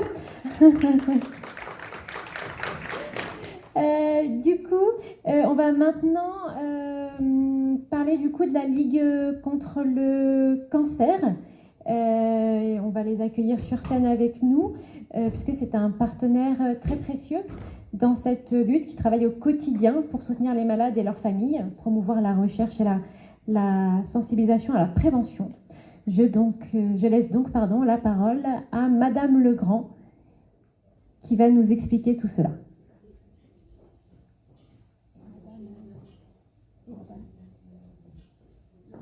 Et Madame de Ruder.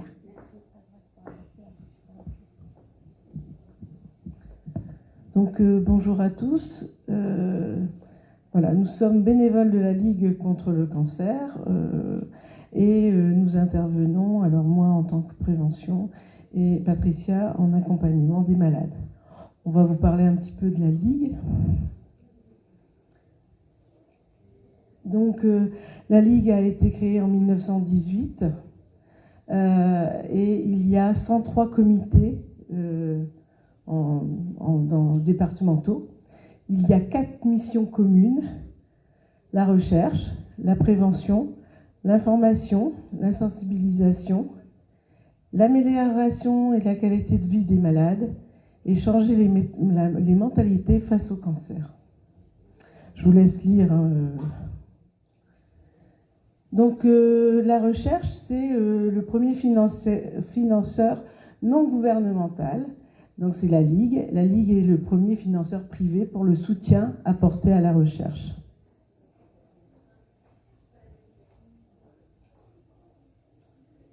La prévention, l'information, la sensibilisation, prévenir pour protéger et lutter efficacement contre le cancer. Alors bien sûr que nous faisons des actions tout au long de l'année. Et nos champs d'action, c'est vraiment agir en lien avec les territoires, donner les moyens aux jeunes de 0 à 18 ans d'adopter des comportements plus favorables à leur santé, sensibiliser les étudiants aux facteurs protecteurs et aux conduites à risque en lien avec la survenue des cancers, former et accompagner un groupe d'étudiants à la mise en place d'actions de promotion des dépistages organisés en direction des publics vulnérables. C'est ce qu'on fait aujourd'hui aussi. Construire une offre de services avec des outils adaptés pour les entreprises en lien avec la prévention des cancers. Développer les partenariats avec les collectivités afin qu'elles sensibilisent leurs administrés à la prévention des cancers. Sensibiliser et accompagner les publics vulnérables à la prévention des cancers et à la promotion des dépistages organisés. Donc, en tant que bénévole en prévention, on est vraiment sur le terrain tout le temps et on essaye de passer au maximum les messages de dépistage et de sensibilisation au dépistage des cancers. En ce moment, c'est Moi sans tabac, c'est aussi les cancers masculins. En octobre, on a été vraiment très demandé et on est allé partout pour passer les messages de sensibilisation au dépistage du cancer du sein. Voilà, nos actions, c'est de tous les jours et nous sommes formés. On n'arrive pas comme ça sur un stand sans être formé et pour parler de ce dépistage.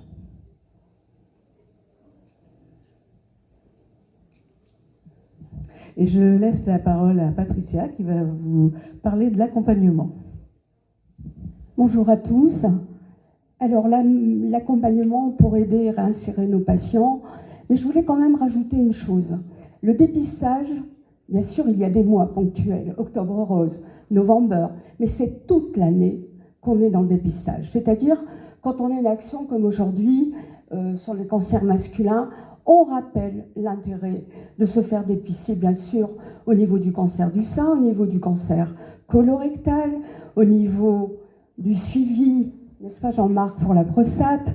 Tous ces cancers, nous sommes formés pour communiquer et rappeler aux patients. Pourquoi ? Parce qu'en novembre, en octobre, on a Octobre Rose, les dames reçoivent leur petit coupon à partir de 50 ans pour aller passer une mammographie. Qu'est-ce qui se passe? Il y a un engouement énorme pour aller faire sa radio, sauf qu'il n'y a pas de place. On remet le petit ticket dans le tiroir et on oublie. Donc c'est pour ça qu'on rappelle, tout le monde n'a pas 50 ans en octobre, c'est toute l'année, donc on rappelle vraiment le dépistage. L'HPV, parce que vous savez, et je voulais souligner aussi que nous sommes une équipe de bénévoles écoutantes, c'est-à-dire que nous sommes formés à l'écoute active. Moi-même, Valérie ici présente, on intervient dans les différents hôpitaux pour orienter, accompagner les patients. Et jeudi, nous étions à Oscar-Lambray, on a eu une explosion de cancer ORL chez la femme due au papillomavirus. C'était la journée des cancers aussi gynécologiques, avec aussi des cancers au niveau du col de l'utérus. Donc vous voyez que c'est très intéressant et c'est surtout important de se connaître, de faire appel, même si on dérange parfois le médecin généraliste, n'hésitez pas à aller consulter pour ne serait-ce qu'un petit nodule, une glande qui s'infecte. On est vraiment, et la Ligue se situe, la Ligue vous l'a proposé, on se situe vraiment dans la prévention. Il faut savoir aussi que nous avons 110 bénévoles répartis. Ah, c'est après, bon, voilà, je fais mon show. On a beaucoup de bénévoles et nous nous situons toujours en lien avec le comité. Ils sont une dizaine de salariés et on a toujours un référent là, dans l'accompagnement des patients et personne de terrain. Ça, c'est très important de travailler en collaboration. Alors, voici ce qu'on offre à nos patients. Vous voyez comme ici, on a divers panels que vous pouvez retrouver aussi sur notre stand, propre à Lille. Donc, vous avez la diététique, les prothèses capillaires. On a une coiffeuse qui vient régulièrement retailler des prothèses capillaires. Tout le monde n'a pas les moyens de s'acheter une belle perruque. Mon micro. Et bien entendu, on a des socio-esthéticiennes, une au comité, deux qui interviennent sous l'égide de la Ligue à Oscar-Lambray et à Roubaix. On a également des aides financières. Vous allez me dire comment ça se passe. En fait, quand on reçoit nos patients dans les différents hôpitaux, on peut repérer des gens dont l'impact du cancer a eu une influence négative sur leurs ressources en attendant que la machine se mette en route. Nous avons donc une commission financière qui se réunit tous les 15 jours, le jeudi matin, et qui va étudier les dossiers, pas faits par nous, parce qu'on n'a pas le choix de le faire. Notre rôle, c'est d'orienter vers une assistante sociale qui va monter le projet pour le patient. Ce sont des aides ponctuelles. Je crois qu'on a dû redonner 140 000 € l'année dernière. Voilà, des gens... Oui. Donc voilà. Et sans compter aussi tous les soins de support que la Sécu ne rembourse pas. Les soins pour la peau, les soins pour l'hydratation, les soins... Voilà. Ceux qui ont un cancer connaissent ce parcours. Ensuite, nous avons bien sûr une aide juridique. Vous savez que pertinemment, quand on perd son emploi ou quand on retourne chez l'employeur, on peut rencontrer des problèmes d'ordre professionnel. Donc, le patient a la possibilité de contacter la Ligue contre le cancer qui va les mettre en rapport avec un avocat du barreau de Lille. Ça, je précise, tout est gratuit. C'est important pour la patiente de pouvoir bénéficier de toutes ces aides support dans toute sa globalité. Bien entendu, il y a des soutiens psychologiques, vous le savez, c'est un tsunami quand on apprend qu'on a un cancer. Et bien entendu, on a une aide au sevrage tabagique. Voilà, ça c'est très important. Je fais moi-même de la sophrologie au niveau des patients bénévoles. Tous les mardis, j'accompagne un groupe de patients. Mais sachez qu'il y a actuellement, bien entendu, du collectif, de l'individuel, et surtout, on accompagne maintenant les aidants. C'est-à-dire qu'on voit vraiment arriver le patient, et le patient lui dit mon mari, mes enfants.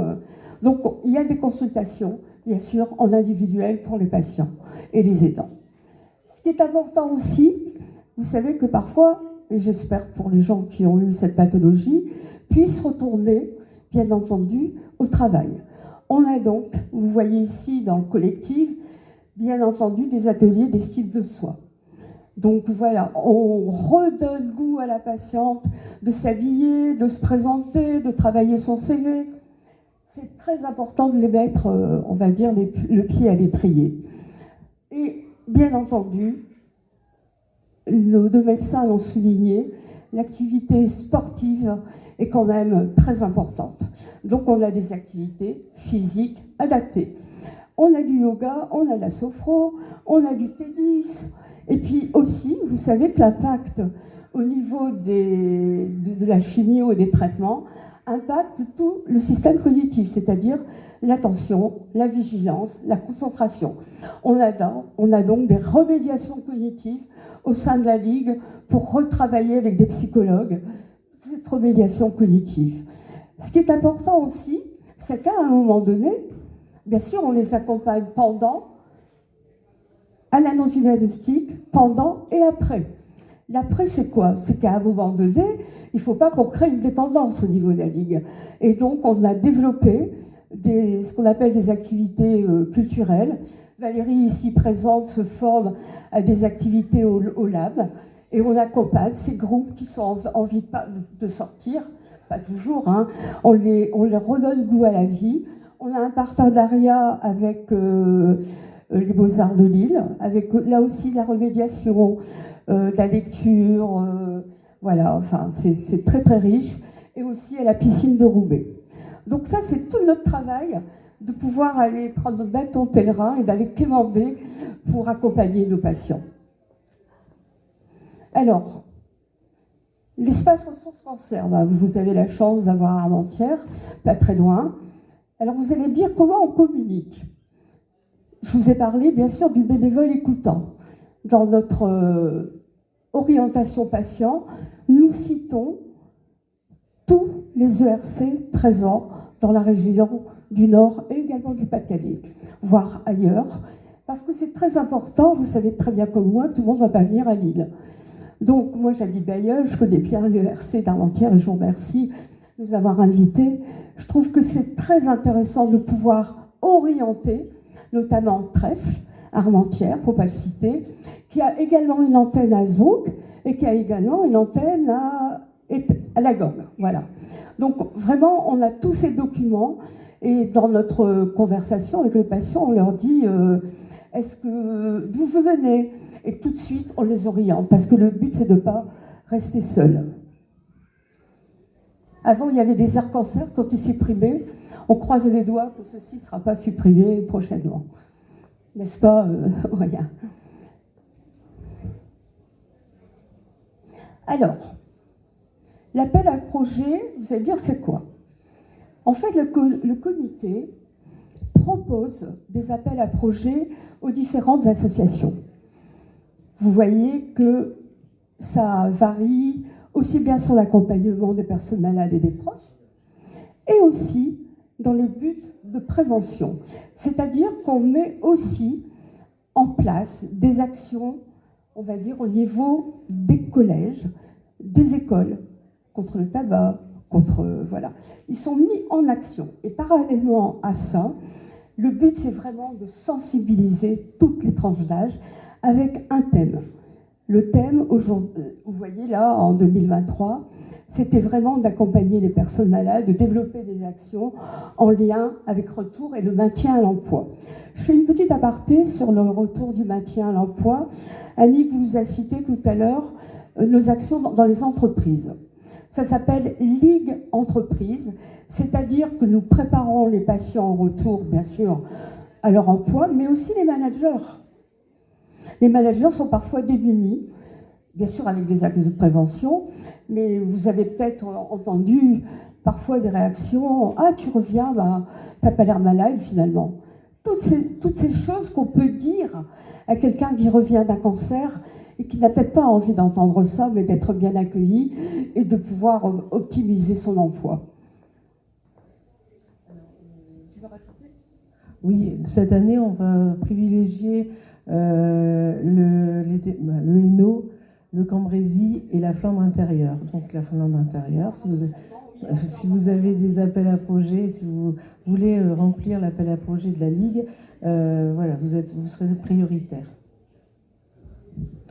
On a un outil aussi qui est très intéressant qui s'appelle Ma Ville se ligue.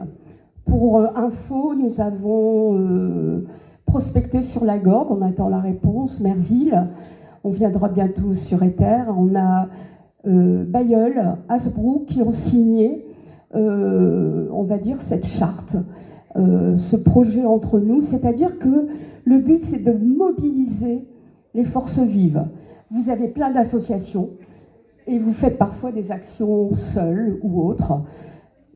C'est rare qu'on a un panel comme aujourd'hui, mais ce qui est très important justement, c'est que la ville puisse axer son orientation sur la prévention, faire la connaissance aussi de ce qui est bon pour le patient.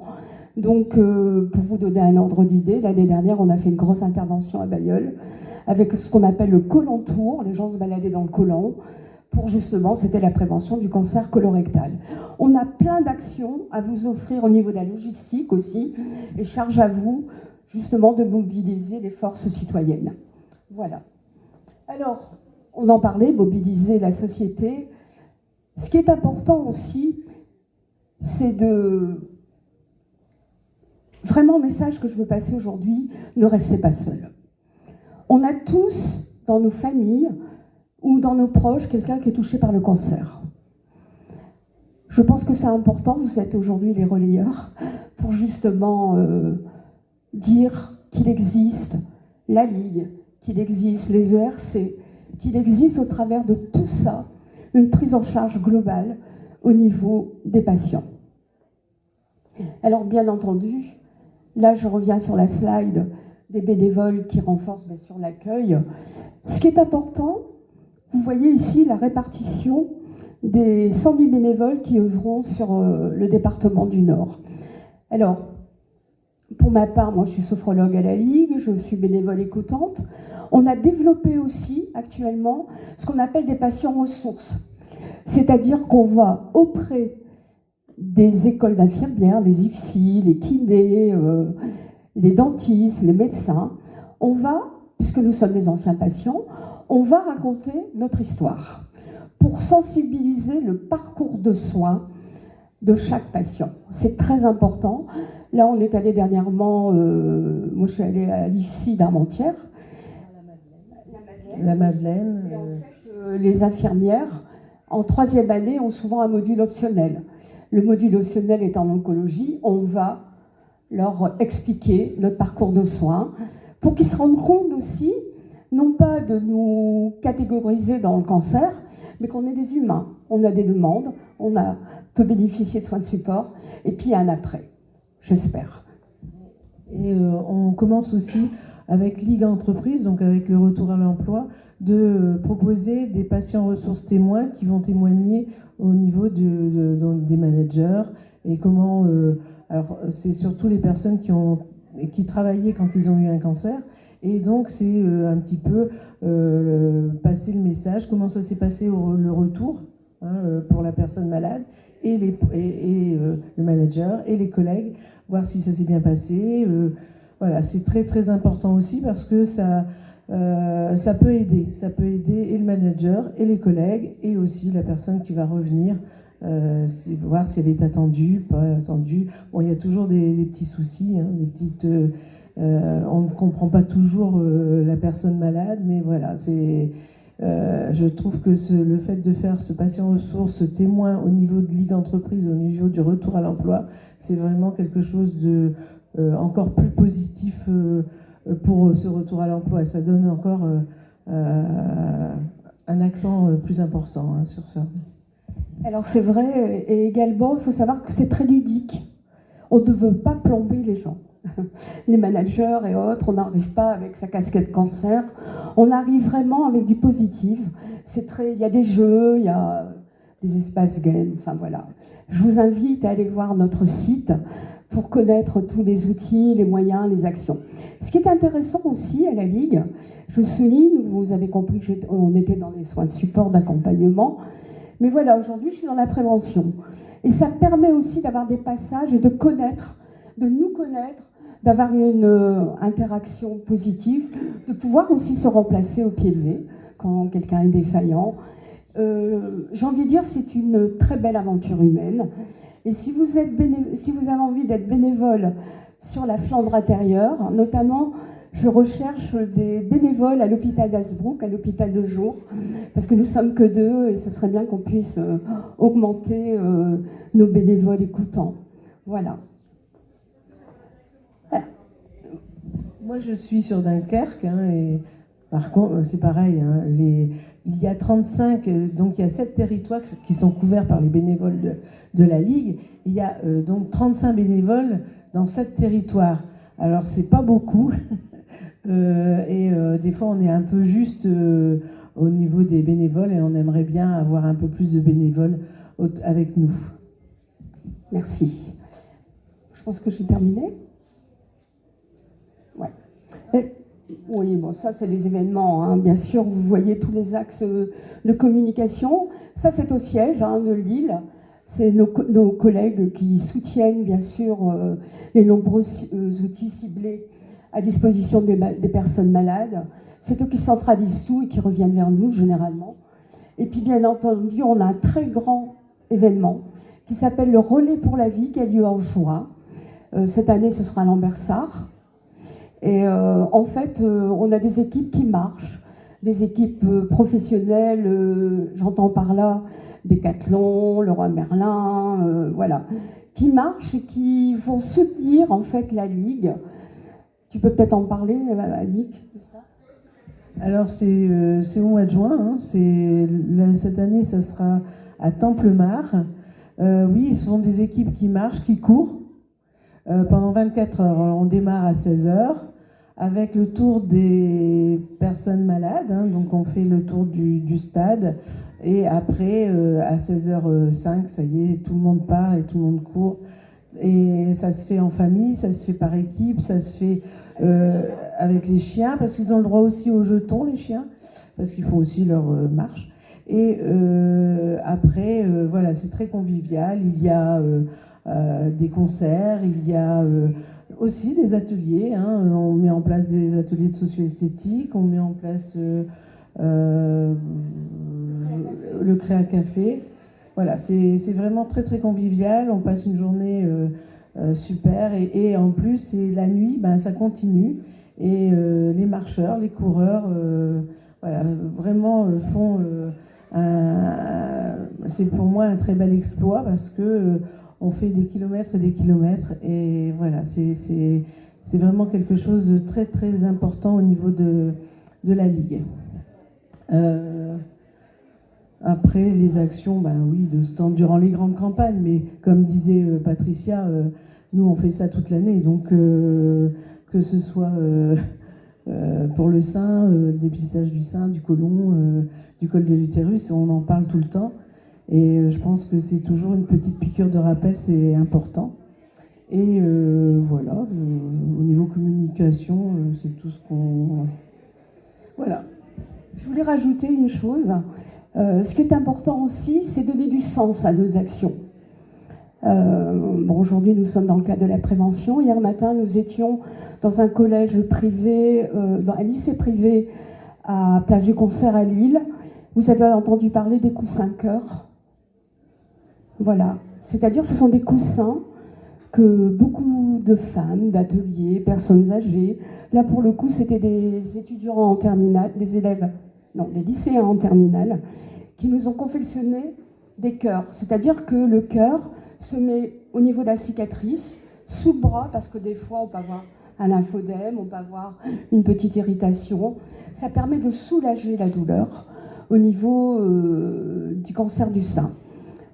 Ces jeunes nous avaient sollicité en disant qu'est-ce qu'on peut faire, et ils ont eu l'idée de faire des coussins cœur. Et hier, nous leur avons dit que ces coussins cœur allaient être distribués à l'hôpital d'Hazebrouck en oncologie. C'est important de donner du sens. Vous faites des dons, vous faites, bien sûr, il y a des cotisations, il y a tout ça, mais il faut savoir qu'il y a toujours un projet derrière. Et bien entendu, je terminerai par cette phrase, c'est accompagner le patient avant, pendant et après la maladie. Merci.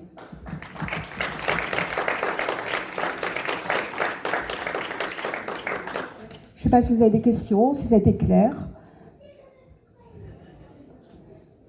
Bon, c'est parfait alors. Ouais. Donc n'hésitez pas de vous rapprocher de la Ligue. Voilà, et surtout, même si vous habitez au fin fond de la Flandre, gardez ce numéro en tête.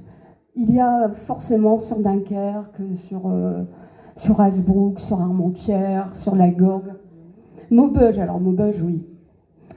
Voilà, il y a des régions très désertiques, vous le savez comme nous. À un moment donné, on avait formé une équipe de bénévoles écoutants à Valenciennes. On avait tous les bénévoles, mais il n'y avait plus d'oncologues. Donc il n'y a plus de médecins, donc voilà.